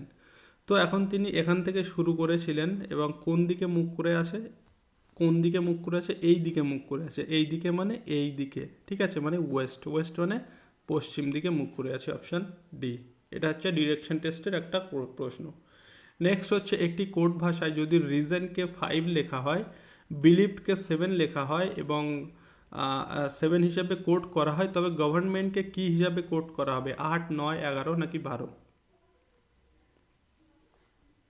এখানে দেখো কি কিভাবে হয়েছে অ্যাকচুয়ালি, রিজনকে কি করলে পাস হবে, কিচ্ছু না, এটা একদম সহজ জিনিস। দেখো 1 2 3 4 5 6,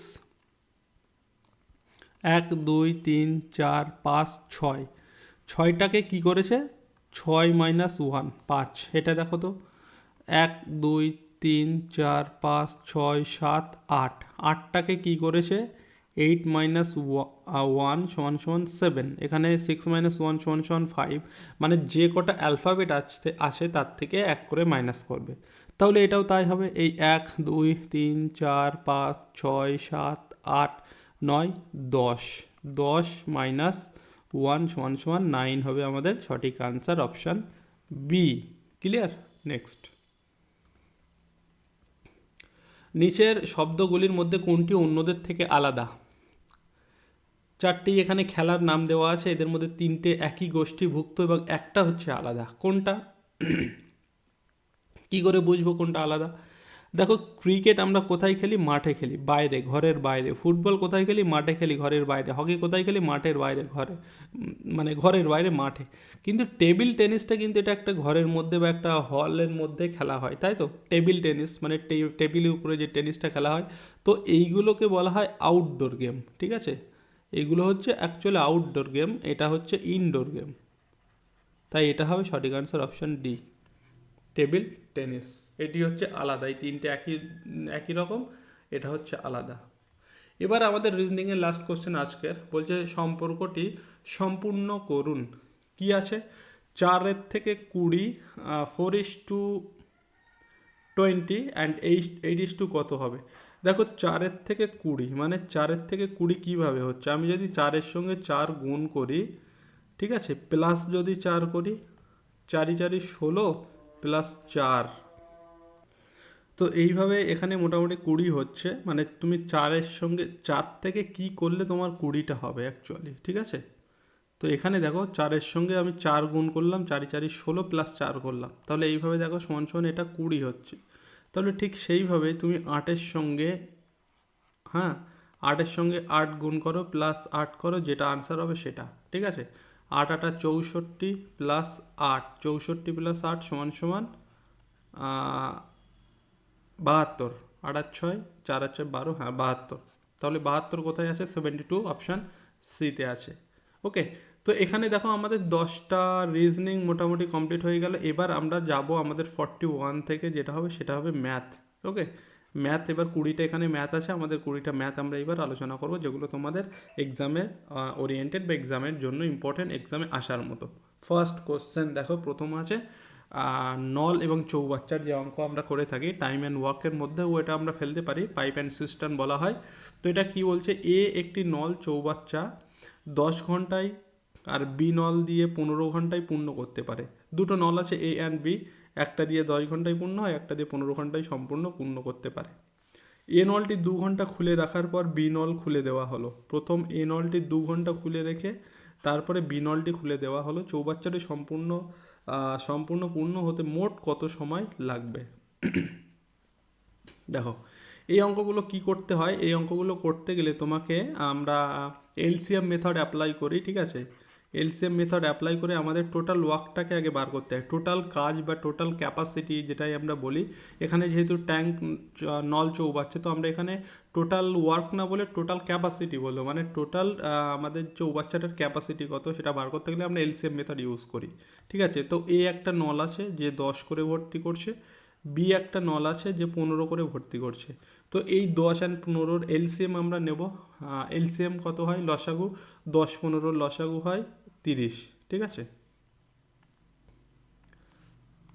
কারণ লসাগু বলতে আমরা এমন একটা নাম্বার বুঝি যে নাম্বারটা এই দুটো নাম্বার দিয়েই কাটাকুটি যাবে।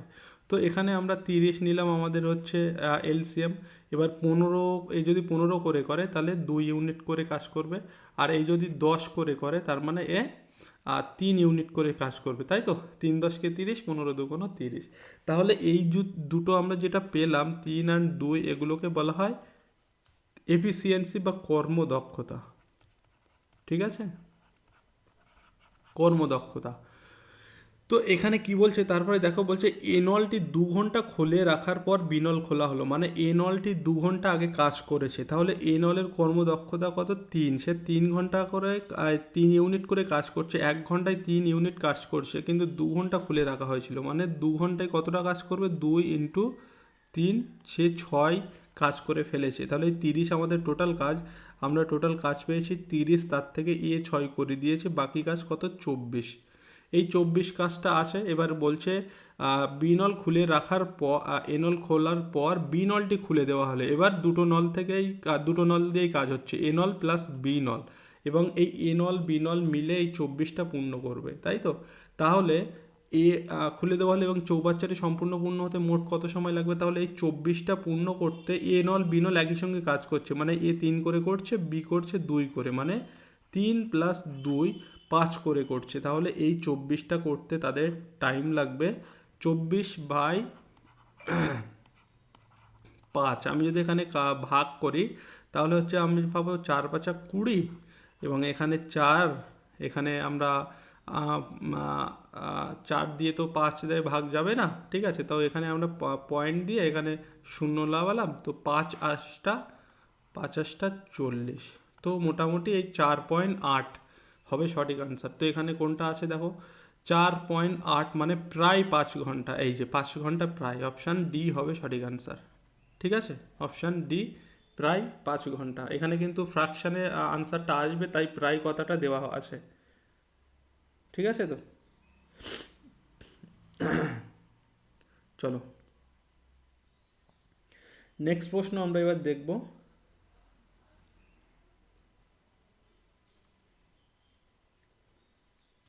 আচ্ছা, এখানে একটুখানি আনসারটা ডি হবে না, কেন আমি বলে দিচ্ছি একটুখানি দেখো। আমাদের প্রশ্ন পড়তে একটুখানি ভুল হয়েছে, আমি বলে দিচ্ছি দেখো। এখানে কি আমাদের মেথড ঠিকই আছে, এখানে বলেছে চৌবাচ্চাটি সম্পূর্ণ পূর্ণ হতে মোট কত সময় লাগবে, এখানে মানে মোট কথাটা জোর দিতে হবে, মোট কত সময় লাগবে। তো এখানে দেখো আমরা যখন 2 ঘন্টা কাজ করেছিল, 3 করে 6 করেছে, বাকিটা আমাদের এই টাইমটা লাগছে 4.8, মানে এই 30-এর থেকে 6 বাদ দিলে 24 বাকি ছিল, এই 24 দুজনে মিলে করেছে, এ অ্যান্ড বি পাস করে, তো তখন এই টাইমটা লেগেছে। কিন্তু আমাকে এখানে বলেছে যেহেতু মোট সময়, তাই আমাকে এই সময়টার সঙ্গে 4.8-এর সঙ্গে এই যে 2 ঘন্টা আগে কাজ করেছে এটাকেও অ্যাড করতে হবে, ঠিক আছে। তাহলে 4.8-এর সঙ্গে আমাকে এই 2 মানে 6.8, এই কথাটা মানে এটা হবে আনসার। আমাকে এই 2টাও কিন্তু অ্যাড করতে হবে, যেহেতু এখানে মোট সময় বলেছে। যদি প্রশ্নটাতে এরকম বলতো যে বাকি অংশটা পূর্ণ করতে মোট কত সময় লাগবে, তখন আমরা এটা আনসার নিতে বলতাম। এখানে আমাকে বলেছে সম্পূর্ণ পূর্ণ হতে মোট কত সময় লাগবে, তাই এই দুইটা কিন্তু আমাকে অ্যাড করতে হবে, ঠিক আছে। তাহলে 6.8 হবে, এবং এই 6.8টাকে আমি যদি মিনিটে কনভার্ট করি, দেখো এই 8টাকে আমি যদি মিনিটে কনভার্ট করি, কী করে করতে হয় আমি করে দেখাচ্ছি। দেখো এখানে আমাদের 6 ঘন্টা তো আমরা পেলাম, এবার আমাদের এই 8টা, যেহেতু 8-এর একটা আগে পয়েন্ট আছে, ঠিক আছে, 8-এর এক আগে দশমিক আছে 8-এর আগে, তাই আমরা এটাকে 10 দিয়ে ভাগ করবো, এবং এটা তো ঘন্টায় আছে, এটাকে মিনিটে কনভার্ট করতে গেলে আমাকে 60 দিয়ে গুণ করতে হয়, ঠিক আছে। এটা তাহলে 6, তাহলে 6-8 = 48, অর্থাৎ 6 ঘন্টা 48 মিনিট, যেটা আমরা এখানে যেহেতু ট্রাই বলা আছে, তাই 6 ঘন্টা 48 মিনিট মানে প্রায় 7 ঘন্টা। অপশান বি হবে এটা সঠিক আনসার। ক্লিয়ার? আশা করি বোঝাতে পারলাম। তো এটার আনসার অপশান বি হবে। নেক্সট,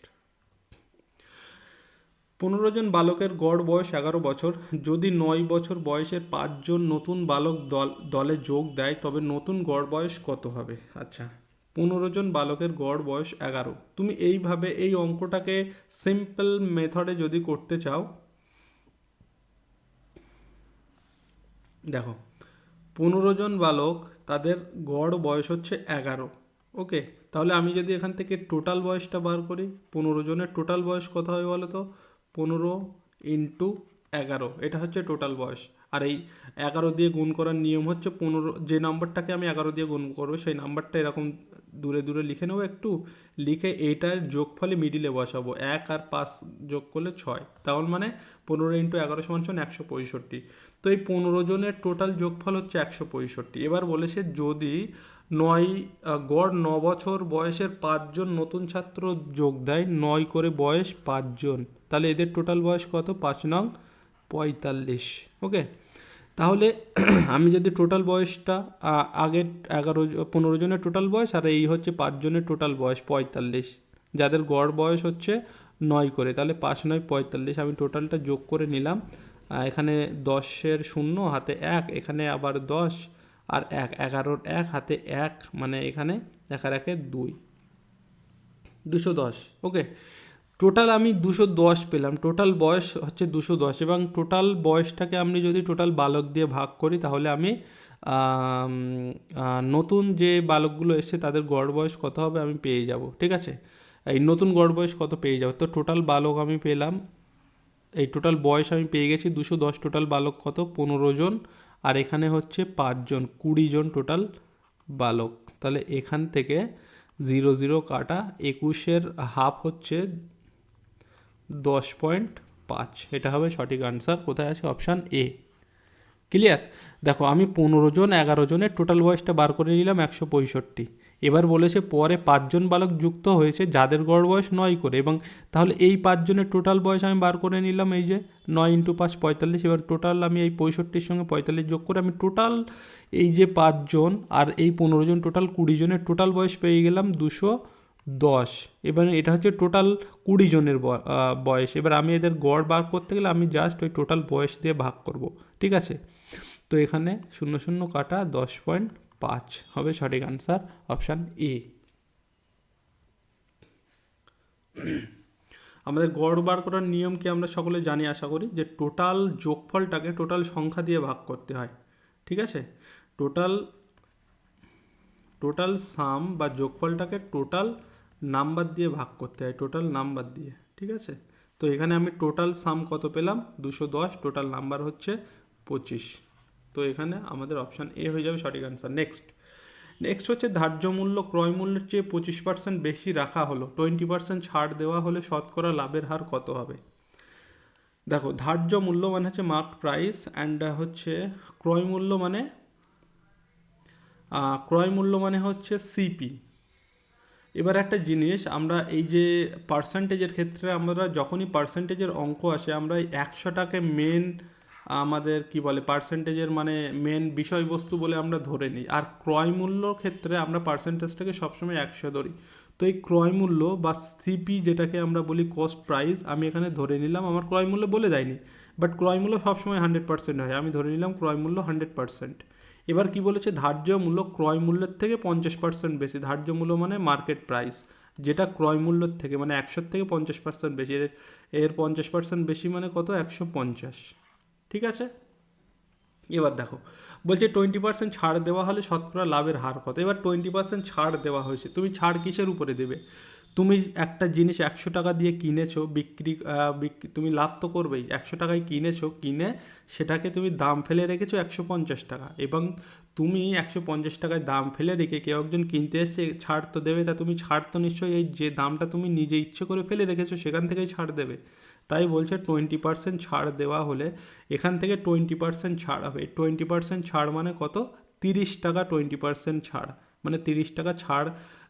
20% ছাড় মানে 30 মাইনাস হলে 120টা। দেখো আমি ছাড়টা দেখিয়ে দিই, 150-এর 20% ছাড় মানে এই 20/100। এখান থেকে আমি দুটো শূন্য কাটবো, তাহলে 15 × 2 = 30, তাই 30টা ডাইরেক্ট লিখলাম। তো 150-এর 20% 30 টাকা ছাড় মানে 30 টাকা ছাড় দিয়ে দাম হচ্ছে 120।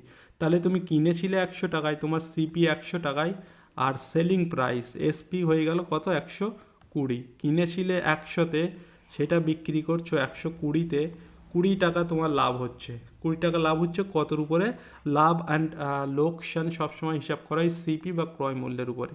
100-র উপরে তোমার 20 টাকা লাভ হচ্ছে। পার্সেন্টেজ করতে গেলে এটাকে গুণ করো, 100 কাটো, 20% তোমার হচ্ছে প্রফিট হচ্ছে। Option A. ঠিক আছে, নেক্সট। 150 মিটার দীর্ঘ একটি ট্রেন 300 মিটার লম্বা একটি সুড়ঙ্গ 30 সেকেন্ড অতিক্রম করে, ট্রেনটির গতিবেগ কত কিমি/ঘন্টায়? তোমাকে কিন্তু গতিবেগটা বার করতে হবে। এখানে দেখো মিটার বলে দিয়েছে, এখানেও বলে দিয়েছে মিটার, তোমাকে বার করতে বলেছে গতিবেগ, কিন্তু সেটা কিমি/ঘন্টায়। এটা আশা করি জানো সকলে। তো এখানে তোমাকে ট্রেনটির গতিবেগ মানে হচ্ছে আমরা বলে থাকি স্পিডের সূত্র কি, স্পিড সমান সমান টাইম ইনটু স্পিড সমান সমান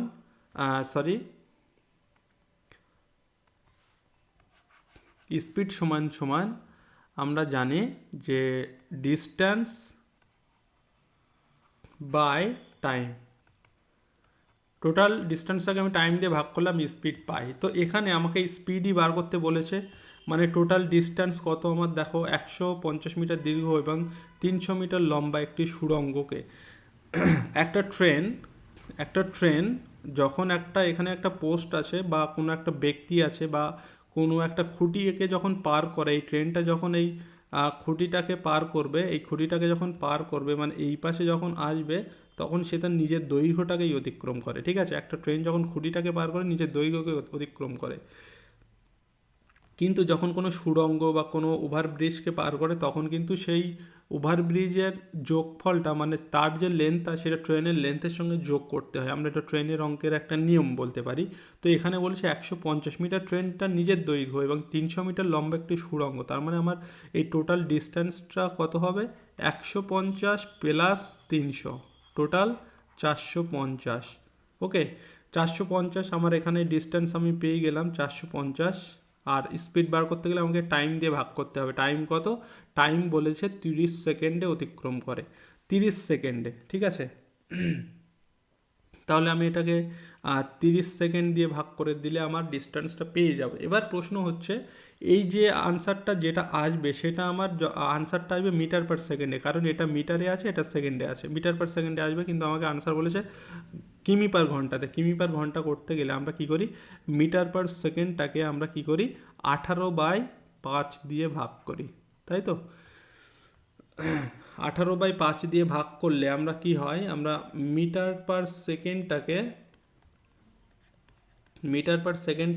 18/5 দিয়ে গুণ করলে সেটা কনভার্ট হয়ে যায় কিসে, কিমি পার ঘন্টাতে হয়ে যায়, কিমি পার আওয়ার হয়ে যায়। ঠিক আছে, আর ঠিক এই কিমি পার আওয়ারটাকে আমরা যখন মিটার পার সেকেন্ডে নিয়ে যাই তখন কি করি বলো তো, তখন 5/18 দিয়ে, মানে এর উল্টো 5/18 দিয়ে ভাগ করি। ঠিক আছে, তো এখানে যেহেতু আমাকে কিমি পার ঘন্টাতে যেতে হবে তাই 18/5 দিয়ে হবে, এবং এটা কাটাকুটি করলে তোমার আনসার চলে আসবে।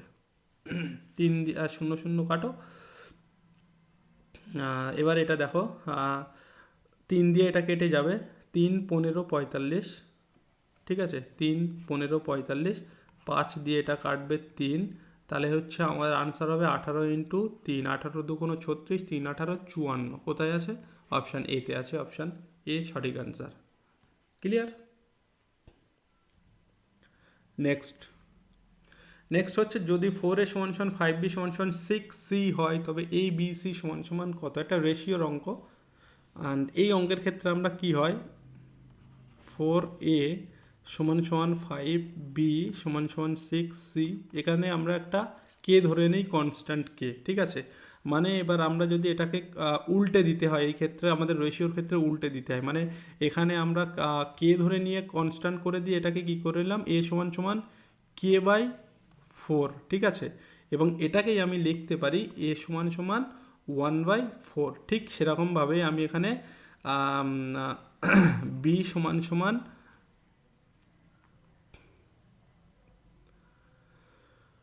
বি সমান সমান, দেখো এখানে আমি লিখে দিই, সেটাই বুঝতে সুবিধা হবে। বি সমান সমান K/5 অ্যান্ড সি সমান সমান K/6, এবং এটাকে আমি কে এর বদলে সবগুলোকে 1 করে লিখে দিচ্ছি এখানে। তাহলে A = 1/4, কে এর বদলে 1 করে দিলাম, B = 1/5 অ্যান্ড সি = 1/6।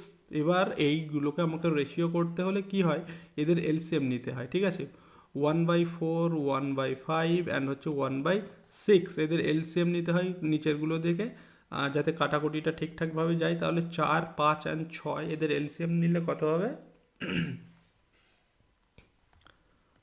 এদের এলসিএম কি হবে বলো?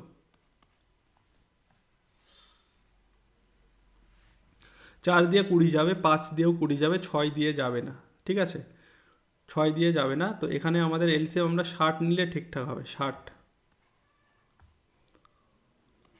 এবার দেখো 60 দিয়ে করলে এটা 4 15 60, এটা হচ্ছে 5 12 60, এটা হচ্ছে 6 10 60।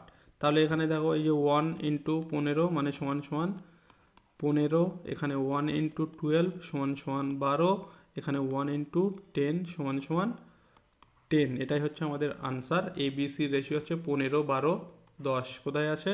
15 12 10, অপশান বি। ঠিক আছে, এটা রেশিওর একটা অঙ্ক ছিল। নেক্সট হচ্ছে সরল সুদের একটা অংশ, বার্ষিক 5% সরল সুদের হারে 1000 টাকা কত সময়ে 1200 টাকা হবে? তো সরল সুদের ক্ষেত্রে একদম সহজ একটা অঙ্ক আমরা জানি, PRT/100, আই সমান সমান মানে ইন্টারেস্ট সমান সমান PRT/100, এই সূত্রটা আমরা জানি। ঠিক আছে, আর এখান থেকেই বলেছে বার্ষিক 5% সরল সুদের হারে 1000 টাকা সময় কত সময়ে 1200 টাকা হবে? তো আই মানে ইন্টারেস্ট, সুদ সমান সমান PRT/100, বাট এখানে আমাকে পি মানে প্রিন্সিপাল, আর মানে হচ্ছে রেট অফ ইন্টারেস্ট, আর টি মানে টাইম। তো এখানে আমাকে টাইমটা বলেছে কত সময়, তাহলে এই সূত্রটাকে ভেঙে আমি যখন টাইম বার করব, আমার টাইম সমান সমান এটা হয়ে যায় কি বলো তো, আই ইন্টারেস্ট ইন্টু 100/পি PR। দেখো এবার সূত্রে ফেলে দিলে তোমার আনসার চলে আসবে। টাইম সমান সমান কী হবে, আই ইন্টু 100, আই মানে কত, মানে ইন্টারেস্ট। দেখো 1000 টাকার থেকে হচ্ছে 1200 টাকা, 1000 থেকে হচ্ছে 1200, মানে 200 বাড়ছে, মানে 200টা ইন্টারেস্ট। তাহলে এই 200 ইন্টু 100 সূত্র অনুযায়ী, আর পি প্রিন্সিপাল কত, এই 1000 বলেই দিয়েছে, পি মানে principal 1000, and R rate of interest কত, 5, এটাও বলে দিয়েছে। এটা কাটাকুটি করলে তোমার ডিরেক্ট আনসার। দেখো 1 2 3টে শূন্য আমি কাটলাম, 1 2 3টে কেটে দিলাম। এবার এখান থেকে 4 5 20, তাহলে 4 বছর হয়ে যাবে আমার সঠিক আনসার অপশান সি। নেক্সট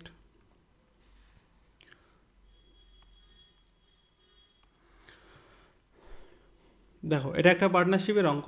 বলছে এ 3,000 টাকা 12 মাসের জন্য, বি 4,000 টাকা 8 মাসের জন্য বিনিয়োগ করে, বছর শেষে তাদের লাভের অনুপাত মানে A/B কত হবে। তো এখানে লাভের অনুপাত বার করার নিয়ম হচ্ছে তারা যে টাকাটা ইনভেস্ট করছে সেটার রেশিও ইনটু সময়, ঠিক আছে। তাহলে আমি এ অ্যান্ড বি করলাম। এখানে আমি দেখো, এখান থেকে আমি ইজিলি 3টে করে শূন্য কেটে দিতেই পারি। তাহলে রেশিও হয়ে গেল, এ এর রেশিও কত 3, বি এর রেশিও কত এগুলো ইনভেস্টমেন্টের রেশিও। তো ইনভেস্টমেন্টের রেশিওর সঙ্গে আমরা জাস্ট টাইমটা গুণ করলে আমরা তাদের প্রফিট পেয়ে যাব, ঠিক আছে, প্রফিট রেশিও পেয়ে যাব। তো এ অ্যান্ড বি হচ্ছে 3:4 হয়ে গেল, এ 12 মাসের জন্য আর বি 8 মাসের জন্য। তো এ 12 মাসের জন্য, এ 8 মাসের জন্য, এটাই হচ্ছে এদের মানে প্রফিট রেশিও, ঠিক আছে, লাভের অনুপাত এটাই। তো এখান থেকে কাটাকুটি করো, দেখো 4 দিয়ে এটা কাটলে 3, তাহলে হচ্ছে 3 তিরিককে 9 অ্যান্ড হচ্ছে 8, 9:8 হচ্ছে আনসার। 9:8 কোথায় আছে, 9:8, 8:9ও আছে, কিন্তু তোমাদের অপশানে কিন্তু এরকমও থাকবে, বাট এখানে A/B বলেছে, মানে 9:8 অপশান এ হবে সঠিক আনসার। সহজ। নেক্সট হচ্ছে একটা সিম্পলিফিকেশান, সরলীকরণ। এই ধরনের অঙ্কর ক্ষেত্রে আমরা এই বদমাস রুল অ্যাপ্লাই করি ঠিক আছে। অ্যান্ড বদমাস রুলের অ্যাপ্লাই মানে এই যে bracket, of and division, multiplication, ঠিক আছে, অ্যান্ড হচ্ছে অ্যাডিশন অ্যান্ড সাবস্ট্রাকশন, এই রুল অনুযায়ী আমরা ফলো করি। তো এখানে তো আমাদের ব্র্যাকেটের কোনো ব্যাপার নেই, তাই আমরা এখানে দেখো প্রথমে আমাদের যে কাজটা করতে হবে, ডিভিশন আছে ডি, ঠিক আছে, ডিভিশন মানে এই কাজটা আমাকে আগে করতে হবে। তাহলে 10/5 গুণ 2 প্লাস 3 মাইনাস 1, তাহলে ডিভিশন মানে এই কাজটা আমাকে আগে করতে হবে। এটা 5 দিয়ে ভাগ করলে এখান থেকে 2, তারপরে যেটা আছে আমি লিখে নিলাম তোমাদের বোঝার সুবিধার্থে। এবার বলছে ডি এর পরে এম মানে মাল্টিপ্লিকেশনের কাজটা আগে করতে হবে, মানে এটা 4 প্লাস 3 মাইনাস 1। এবার অ্যাডিশানের কাজটা আগে, 4 প্লাস 3 মানে তো এটা 7 হবে আর কি, 7 মাইনাস 1 সমান 6 হবে সঠিক আনসার, ঠিক আছে, অপশান বি। সবার শেষে সাবস্ট্রাকশন মানে বিয়োগ।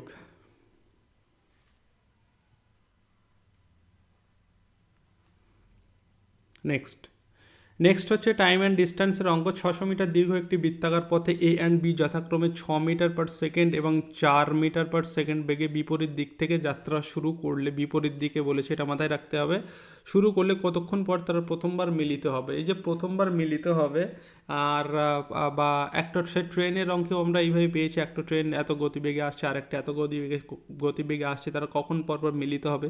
তো এই যে মিলিত হওয়ার কনসেপ্টের ক্ষেত্রে আমরা একটা সূত্র জানি, একটা হচ্ছে আমাদের সূত্র হয় ডিস্ট্যান্স বাই রিলেটিভ, ঠিক আছে, রিলেটিভ স্পিড। আর রিলেটিভ স্পিডটা কী জিনিস, রিলেটিভ স্পিডটা যখন দুটো গাড়ি বা দুটো ব্যক্তি বা দুটো ট্রেন যখন একই দিকে যায় তখন রিলেটিভ স্পিড কী হয়, মাইনাস। যখন দুজন বিপরীত দিক থেকে আসে তখন রিলেটিভ স্পিড হয় প্লাস। এখানে কি বলেছে, এখানে বলেছে বিপরীত দিকে মানে একে অপরের দিকে, মানে এইটা হবে বিপরীত দিকে মানে প্লাস হবে। তো এখানে আমরা ডিস্ট্যান্স পেয়ে যাচ্ছি 600 মিটার, ডিস্ট্যান্স সূত্র অনুযায়ী ডিস্ট্যান্স হচ্ছে 600 মিটার। অ্যান্ড রিলেটিভ স্পিড কত হবে, রিলেটিভ স্পিড বললাম যদি বিপরীত দিকে হয় তাহলে যোগ হবে, তো এখানে বিপরীত দিকে আছে, তার মানে 6 + 4 10, এবং মিটার পার সেকেন্ডে আছে, এটাও মিটারে আছে, আমাদের উত্তরও মিটার সেকেন্ডেই আছে, তাহলে আমাদের আর কোনো অসুবিধা নেই। তো এখানে আমরা রিলেটিভ স্পিড কত পেয়ে গেলাম, 10, আর কিচ্ছু না, সুতরাং 60 হবে সঠিক আনসার, 60 সেকেন্ড, অপশান এ, ঠিক আছে।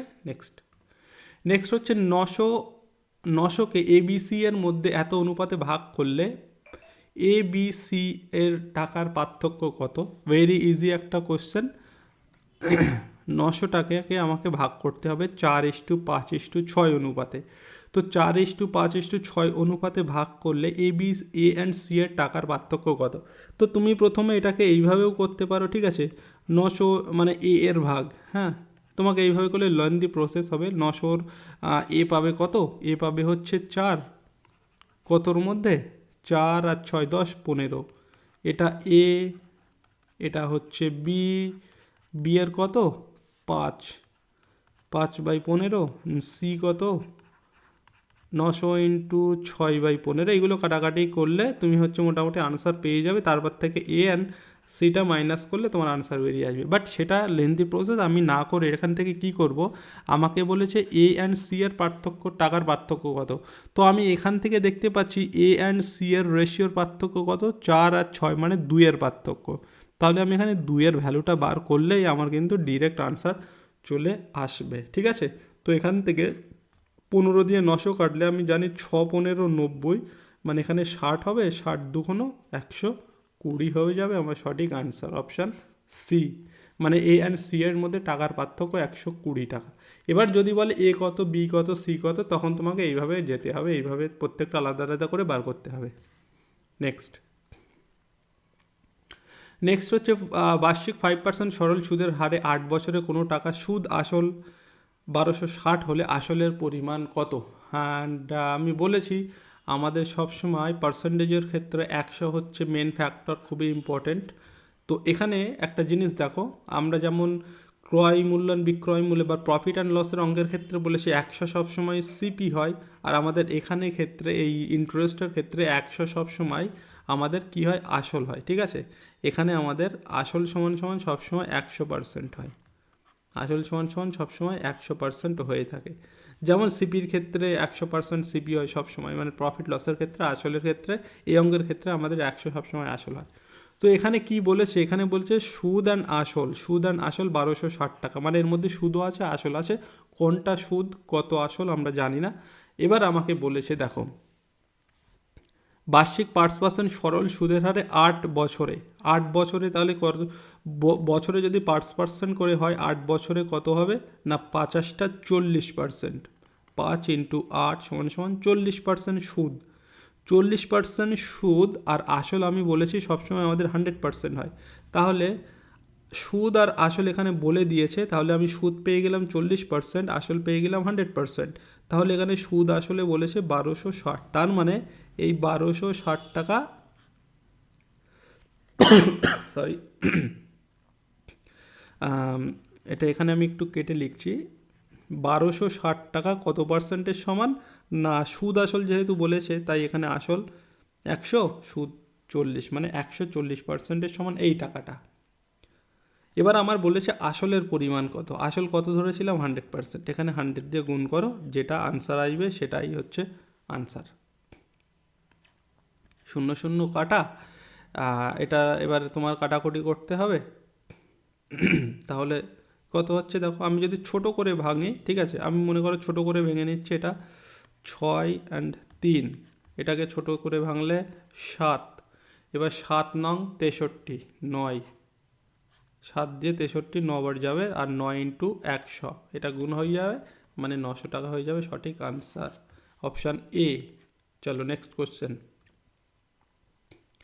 লসাগু অ্যান্ড গসাগু এর একটা প্রশ্ন, দুটি সংখ্যার গসাগু এবং লসাগু যথাক্রমে 11 হচ্ছে গসাগু অ্যান্ড 77 লসাগু, তাহলে একটি সংখ্যা 275 হলে অপর সংখ্যাটি কত। তো এই ক্ষেত্রে এই লসাগু গসাগু বলে দেবে, এবং যদি বলে দেয় একটা সংখ্যা এত, অপর সংখ্যাটি কত, কিচ্ছু না, লসাগু ইন্টু গসাগু, মানে গসাগু ইন্টু লসাগু বা লসাগু ইন্টু গসাগু যাই বলো, বাই যে নাম্বারটা বলে দিয়েছে 275, সেটাকে ভাগ করে দাও, যেটা আনসার আসবে সেটা তোমার অপর সংখ্যা। ওকে, তাহলে এখানে কত হবে দেখো,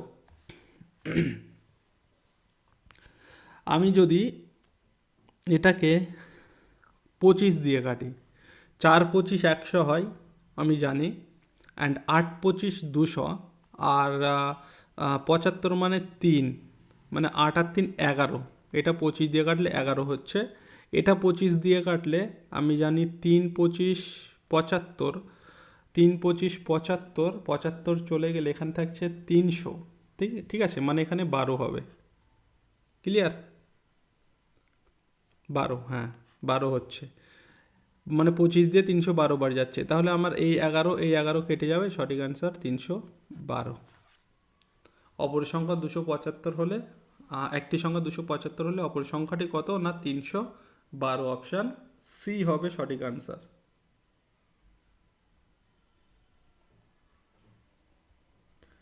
ক্লিয়ার?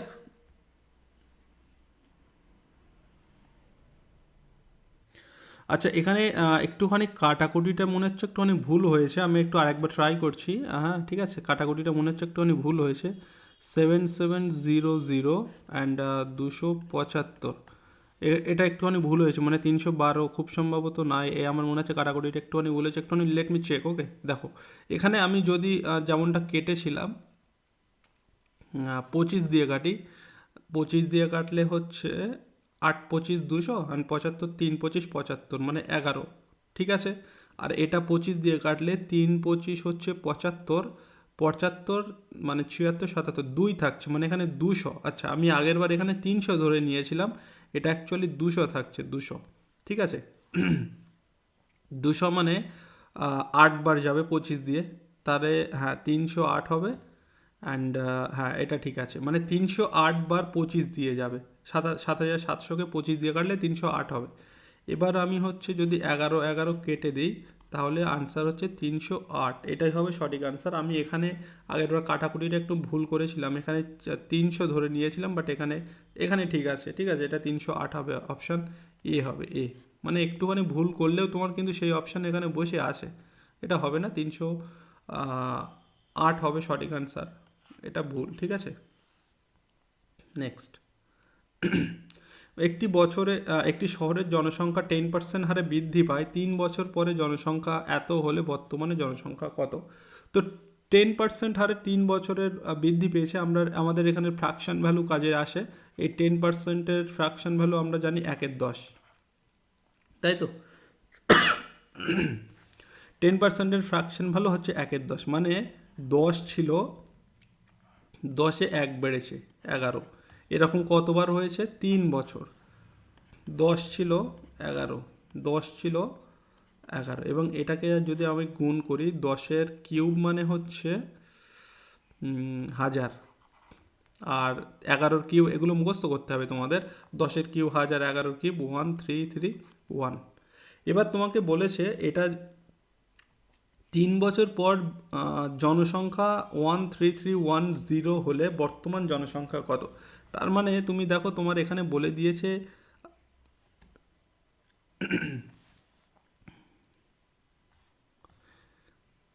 এটা, এখানে আমি যদি পরে, আর এটা মানে বর্তমান, এরকম লিখলে তোমার সুবিধা হবে বুঝতে, ঠিক আছে।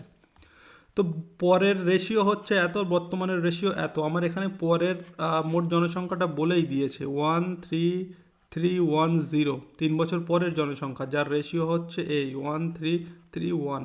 এবার আমার বলেছে বর্তমান জনসংখ্যা কত, বর্তমান জনসংখ্যার রেশিও কত? 1000, গুণ করে দাও, আনসার চলে আসবে। তো এটা দিয়ে কাটলে এটা আমার 10 বার যাবে, তাহলে এটার একটা আনসার যোগ 10,000 হবে সঠিক আনসার, অপশান এ, ঠিক আছে। নেক্সট, এ এবং বি একটি ব্যবসায়ী 2:3 অনুপাতে মূলধন বিনিয়োগ করে। এ বি, এ 2:2 আর এ 3:2 অনুপাতে মূলধন বিনিয়োগ করে। এ 8 মাস পরে, মানে এ খাটাচ্ছে টাকা 8 মাস, বি 10 মাসের জন্য বিনিয়োগ করে। এ 10 মাসে, এরকম একটা অঙ্ক করলাম না একটুখানি আগে, সেম সেম অঙ্ক নাকি? তাদের লাভের অনুপাত কত হবে? আচ্ছা, আগেরটা এখানে ফুল টাকাটা বলে দিয়েছিল 3000 আর 4000 এরকম কিছু, এবার রেশিওটা দিয়েছে, যাই হোক একই রকম অঙ্ক, একটু আলাদা। তো এখানে লাভের অনুপাত আমি বলেছিলাম যে আমাদের হচ্ছে মানে ইনভেস্টমেন্ট রেশিও প্লাস সময়ের সঙ্গে গুণ করলে আমরা লাভের অনুপাত পাই। তো এখানে দেখো সেটাই, কিচ্ছু না, এখানে 8 2 16, আর এখানে 3 10 30, এটা কাটাকুটি করলে 2 দিয়ে কাটলে কত 8, এটা 2 দিয়ে কাটলে 15, তাহলে 8:15 হবে সঠিক আনসার, অপশান এ। একই রকম মতো অঙ্ক একটা করেছি আমরা এর আগে।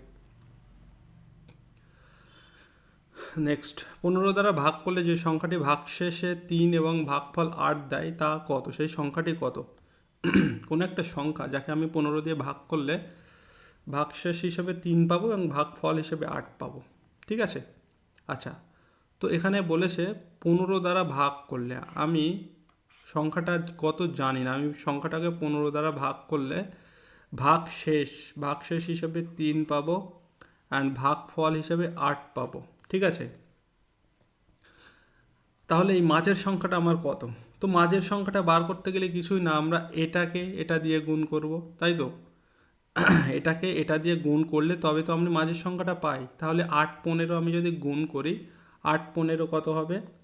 8 15 হবে 6 15 90, 7 15 105, অ্যান্ড 8 15 হচ্ছে 120। তাহলে 15কে আমি যদি 120কে 15 দিয়ে ভাগ করি, তাহলে এখানে 8 আসছে, মানে 8 15 120। এবার আমাকে বলে দিয়েছে যে ভাগশেষ হিসেবে 3 থাকবে, মানে এই ভাগশেষ হিসেবে 3 থাকবে মানে আমাকে এই 20-র সঙ্গে 3টাকে আরও যোগ করতে হবে। ঠিক আছে, তাহলেই তো ভাগশেষ হিসাবে আমি 3 পাবো। 20 মানে তো পুরোপুরি কেটে যাবে, 15 দিয়ে 20কে যদি ভাগ করি 8 বার যাবে, পুরোপুরি কেটে যাবে। বাট আমাকে বলেছে শেষে 3 হিসেবে ভাগশেষও থাকবে, মানে এখানে 3 তোমাকে এক্সট্রা থাকবে, মানে সেই সংখ্যাটা অ্যাকচুয়ালি হবে কত? 120 না, এখানে হবে 123। এবার তুমি দেখো এই 123কে তুমি যদি 15 দিয়ে ভাগ করো, তাহলে ভাগফল হিসেবে তুমি এখানে 3 পাবে, আর ভাগফল হিসেবে 8ই পাবে। দেখো এখানে আমি করে দেখাচ্ছি, 8 15 120, এই তুমি 3 পেয়ে গেলে। তাহলে হচ্ছে কোশ্চেনে যা বলে দিয়েছে স্যাটিসফাই করছে, তাহলে সঠিক আনসার এটা 23 হবে। হ্যাঁ, তাহলে সঠিক আনসারটা আমরা পেয়ে গেলাম 123। নেক্সট, এ এবং বি এর বর্তমান বয়সের অনুপাত, এ ইস টু বি, এটা আমরা ধরে নিলাম প্রেজেন্ট। ঠিক আছে, প্রেজেন্টে বয়সের অনুপাত 5:3। 6 বছর আগে, 6 বছর আগে তুমি চলে এসো, এটা 6 বছর আগে এ ইস টু বি বয়সের অনুপাত ছিল 4:2, 4:2। এটা হচ্ছে 6 বছর আগের ঘটনা। ঠিক আছে, এটা প্রেজেন্ট, এটা 6 বছর আগে। আর তোমার যদি বলে ফিউচারে কথা হতো, তখন এইভাবে এইদিকে আমি বাড়িয়ে নিতাম, এইভাবে করলে সুবিধা হয়, বুঝতে সুবিধা হয়। তো আমি, হ্যাঁ, এখানে বলেছে 6 বছর আগে অনুপাত ছিল 4:2, তাহলে বর্তমান বয়সের যোগফল কত, মানে এ অ্যান্ড বি এর বর্তমান বয়সের যোগফল কত? দেখো এই ধরনের অঙ্কগুলোর ক্ষেত্রে আমাদের কি হয়, রেশিওগুলোর মধ্যে যে ডিফারেন্সটাকে সেম করতে হয়। তো এখানে আমি দেখি ডিফারেন্সটা সেম আছে কি না। মনে করো আমি এই 5:3টাকে আমি এখানে তুলে নিয়ে আসলাম 5:3। ঠিক আছে, তাহলে এদের মধ্যে গ্যাপ 2 আর 3, একের গ্যাপ এখানে 4 আর 5, একের গ্যাপ আছে। ঠিক আছে, দুটোরই গ্যাপ 1 করে, আমাদের এই গ্যাপটা সমান নিতে হয়। যদি সমান না থাকতো তাহলে আমাকে সমান করে নিতে হতো, সেটা একটা আলাদা নিয়ম আছে। বাট এখানে আমি বুঝতেই পারছি যে আমার এখানে বয়সের গ্যাপ 1, আর এই 1 গ্যাপটা কিসের জন্য হচ্ছে? এই 6 বছরের জন্য। তাহলে এই 1 সমান সমান 6। ঠিক আছে, তাহলে 6 আমি যখনই পেয়ে গেলাম,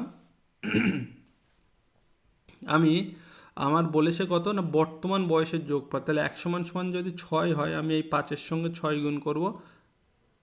ঠিক আছে, মানে 5 × 30, এর বর্তমান বয়স 30, বি এর বর্তমান বয়স 3 × 6 = 18। ওকে, আর তাহলে এদের বলেছে বয়সের যোগফল কত? কিচ্ছু না, এই দুটো যোগ করে দাও, 30 অ্যান্ড হচ্ছে 18 কত? 48। Option C.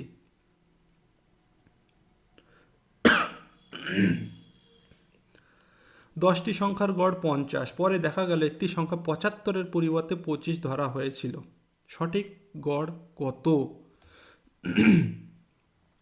প্রথমে বলে দিয়েছে 10টা সংখ্যা আছে যার গড় হচ্ছে 50, 10টি সংখ্যার গড় 50, বাহ খুব ভালো। এবার আমাকে এখানে বলে দিয়েছে 75-এর পরিবর্তে 25 ধরা হয়েছিল। কোন একটা সংখ্যা, অ্যাকচুয়াল সংখ্যাটা ছিল 75, এটা হচ্ছে অ্যাকচুয়াল সঠিক সংখ্যা, কিন্তু ভুল করে কত ধরেছে, এটা হচ্ছে ভুল সংখ্যা, সেটাকে ধরেছে 25। তার মানে 75 থেকে 25 মানে কত কম ধরেছে? 75 থেকে 25 বাদ দিলে 50 নাম্বার কম ধরেছে। ঠিক আছে, তাহলে এই 50টাকে তোমাকে কি করতে হবে? 10 জনের মধ্যে, টোটাল 10 জন, তো 10টি সংখ্যা, তো এই 50টাকে কিছুই না, যেহেতু 50 কম নিয়েছিল, এখানে 75-এর পরিবর্তে 25 নিয়েছে, তার মানে 50 কম নিয়েছে। তো এই 50টা কিচ্ছু না, তোমাকে 10 জনের মধ্যে ভাগ করে দিতে হবে, 50টাকে 10 জনের মধ্যে ভাগ করে দিতে হবে, মানে 5 হচ্ছে। তাহলে গড় কত হচ্ছে? আগে ছিল 50 গড় ছিল আগে, এখন এই 5 যোগ হবে সমান সমান বর্তমান গড় কত? 55। Option B. নেক্সট, স্থির জলে একটি নৌকার গতিবেগ 10 কিমি পার ঘন্টা, স্রোতের প্রতিকূলে 30 কিমি যেতে 5 ঘন্টা সময় লাগলে স্রোতের গতিবেগ কত? আচ্ছা, এখানে আমাকে বলেছে স্রোতের গতিবেগ কত। স্রোতের গতিবেগ সমান সমান আমরা জানি স্রোত সমান সমান কি বলো তো? স্রোত সমান সমান অনুকূলে বেগ মাইনাস প্রতিকূলে বেগ, বাই 2। আর যদি নৌকার বেগ বলতো তাহলে হয়তো অনুকূলে বেগ প্লাস প্রতিকূলে বেগ বাই 2। যাই হোক, তো এখানে একটা জিনিস দেখো, এখানে একটা কথা বলে দিয়েছে স্রোতের প্রতিকূলে 30 কিমি যেতে প্রতিকূলে 30 কিমি যেতে 5 ঘন্টা সময় লাগে, 5 ঘন্টা। তাহলে এখানে আমি গতিবেগ কত পাচ্ছি? 5 ছক 30, 6 আমি এখানে গতিবেগ পাচ্ছি, প্রতিকূলে গতিবেগ। প্রতিকূলে গতিবেগ আমি পেলাম 6, আর এই প্রতিকূলের গতিবেগ মানে কি বলতো? প্রতিকূলের এটা হচ্ছে প্রতিকূলের গতিবেগ, প্রতিকূলের বেগ। আর প্রতিকূলের বেগ মানে তোমার হচ্ছে নৌকার বেগ হয়, নৌকা প্লাস স্রোত হয়, ঠিক আছে? নৌকা প্লাস স্রোত।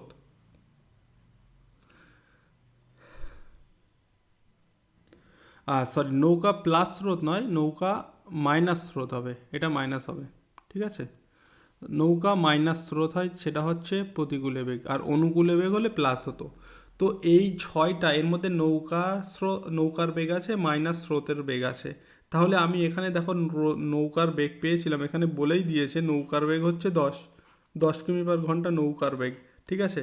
তাহলে এখানে আমি পাচ্ছি 6, তার মানে আমার স্রোতের বেগটা কত হচ্ছে? 10 মাইনাস 6 সমান সমান 4। বোঝা গেল? আমার এখানে 30 কিমি প্রতিকূলে যেতে লাগছে 5 ঘন্টা, মানে আমি প্রতিকূলে বেগ পাচ্ছি 6 কিমি পার ঘন্টা। প্রতিকূলে বেগ আমার 6 কিমি পার ঘন্টা, এবং আর প্রতিকূলের বেগ মানে নৌকার বেগ অ্যান্ড হচ্ছে স্রোতের বেগ। তো এখানে আমার নৌকার বেগ তো 10 বলেই দিয়েছে, তাহলে আমি নৌকার বেগের থেকে কত বিয়োগ করলে আমি 6 পাবো? নৌকার বিয়োগের থেকে আমি 4 বিয়োগ করলে আমি 6 পাবো, আর এই 4টা কার বেগ? মানে এটা হচ্ছে স্রোতের বেগ, আর এখানে আমাকে স্রোতের বেগই জিজ্ঞাসা করেছে, তো এখানে অপশান সি হয়ে যাবে সঠিক অ্যান্সার। ক্লিয়ার? নেক্সট দেখো, একজন ছাত্র পরীক্ষায় 30 নম্বর পেয়ে 45 নম্বরের জন্য ফেল করলো। 30 নম্বর পেয়ে 45-এর জন্য ফেল করেছে, মানে তার পাস করতে গেলে কত হতো? এই 30% তো দরকার হতো, প্লাস 45 দরকার, তাহলে সে পাস করতে পারতো।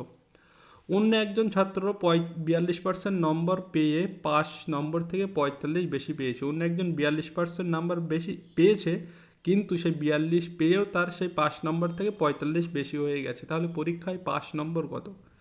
পরীক্ষায় পাস নম্বর কত? প্রথমে এখানে আমরা বলে থাকি পরীক্ষায় টোটাল নাম্বার আমরা ধরে নেব 100%। এটা হচ্ছে আমাদের পরীক্ষায় টোটাল নাম্বার, তাই তো? টোটাল নাম্বার আমাদের 100%। এবার দেখো, এই এই ধরনের ক্ষেত্রে, অঙ্কগুলোর ক্ষেত্রে তোমাকে কি করতে হয়? তুমি এই যে পার্সেন্টগুলো একদিকে রাখবে, ঠিক আছে? পার্সেন্টগুলো একদিকে রাখবে এবং এখানে মাইনাস করতে হয় পার্সেন্টগুলো। 42 মাইনাস 30 সমান সমান 12%। আর এই নাম্বারগুলো একদিকে রাখতে হয় এবং নাম্বারগুলো করতে হয় যোগ, 45 45 90, ঠিক আছে? 45 45 90। পার্সেন্টগুলোকে আমি একদিকে আনলাম এবং পার্সেন্টগুলো সবসময় মাইনাসে থাকে, আর এই নাম্বারগুলোকে যোগ করলাম, একদিকে করলাম, তো এখান থেকে আমি 12% পেয়ে গেলাম, এখান থেকে 90। এটার মানে এই 90 মানে হচ্ছে 12%-এর সমান। এবার আমি যদি পরীক্ষায় 5 নম্বর পার করতে যাই, আমার আগে টোটাল মার্কস কত পরীক্ষায় সেটা জানতে হবে। আর টোটাল মার্কস কত আমি এখানে বলে দিয়েছি যে টোটাল মার্কস আমি ধরে নিচ্ছি 100%। তো এটাকে আমি যদি ক্যালকুলেট করি, তা আমি টোটাল পরীক্ষায় যে মার্কসটা আছে সেটা পাবো। তাহলে আমি যদি এখানে দেখো, এটা আমি যদি 4 দিয়ে কাটি, 4 দিয়ে কাটলে এখানে 3 হবে, 4 দিয়ে যদি কাটি এখানটায় 3 হবে এবং এটা হচ্ছে 4 25 100, ঠিক আছে। 3 দিয়ে আমি এটাকে কাটলে এটা হবে কত, 30। তাহলে 30 × 25, 30 × 25 সমান সমান 3 25 কত হয় 75, 750 এই পরীক্ষায় টোটাল নাম্বার। পরীক্ষায় টোটাল নাম্বার কত, 750, ঠিক আছে। এবার আমাকে বলেছে এই পরীক্ষায় পাশ করতে গেলে 30 নাম্বার পেতে হবে প্লাস 45 দরকার। তাহলে আমি এই 750-এর আগে 30%টা বার করে নেব। 30% কত হচ্ছে দেখব আমি, ঠিক আছে। এই একটা শূন্য আমি কাটলাম, আর একটা শূন্য কাটলাম। এবার আমার আছে 375, ঠিক আছে। 375 মানে 3 5 15, 5 হাতে 1, 3 7 21, 22, 222 মানে 750-এর 30% 222। 750-এর মধ্যে আমাকে 30% তো পেতেই হবে, এই যে 30% পেতেই হবে মানে 222 পেতেই হবে, প্লাস আমাকে এই 45 পেতে হবে, কারণ একজন পরীক্ষায় পাশ করতে হলে 30% প্লাস 45 পেতে হবে। তাই এখানে আরও 45 আমাকে যোগ করতে হবে। 5 5 10, হাতে 1, 6 1 7, 270 হবে আমার সঠিক আনসার, অপশান ডি। তাহলে পরীক্ষায় পাস নম্বর কত, 270, কতর মধ্যে, 750-এর মধ্যে, ঠিক আছে।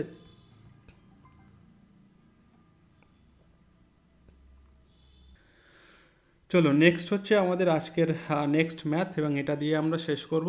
এটা হচ্ছে কিছুই না, একদম সহজ একটা প্রশ্ন, আমাদের স্কোয়ার ফরম্যাটের প্রশ্ন। বলছে 97 এর বর্গ কত। তো এর বর্গ করার একটা রুলস আছে, আমি তোমাদের সেটা জানাবো, বাট আজকে একটুখানি টাইম লাগবে সেটা করতে গেলে। আজকে অনেকটাই টাইম হয়ে গেছে, আজকে আমি ডিরেক্ট যেভাবে আনসার করবে আমি সেটা জাস্ট বর্গ মানে কত, 97-এর স্কোয়ারের একটা রুলস আছে, আমি সেটা পরে শেখাবো। আমি এখানে তোমাকে একদম বাংলাভাবে 97 গুণ করে আনসারটা করিয়ে দেখাচ্ছে, একদম সহজ একটা বাচ্চাদের মতো। তোমাদের এরকম প্রশ্নও থাকবে কিন্তু দু একটা, ঠিক আছে, যেহেতু গ্রুপ সি ডি এর এক্সাম।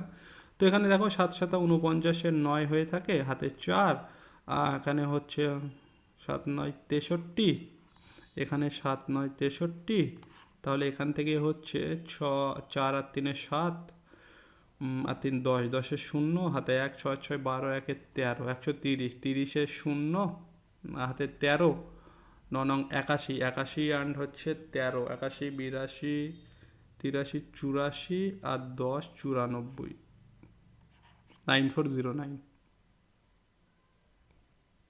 এই যে অপশান এ, ঠিক আছে। এটা হবে সঠিক আনসার। তো এই ছিল মোটামুটি আজকের ক্লাস, আশা করি ভালো লেগেছে। ভালো লাগলে অবশ্যই লাইক কমেন্টস লাগবে এবং অবশ্যই জানাবে কেমন হলো তোমাদের নেক্সট ক্লাসও, কিন্তু তাহলে আমি তাড়াতাড়ি শিডিউল করব, ঠিক আছে। আজকের মতো এখানেই শেষ করছি, দেখা হচ্ছে নেক্সট ভিডিওতে। ততক্ষণে ভালো করে প্রিপারেশান নিতে থাকো।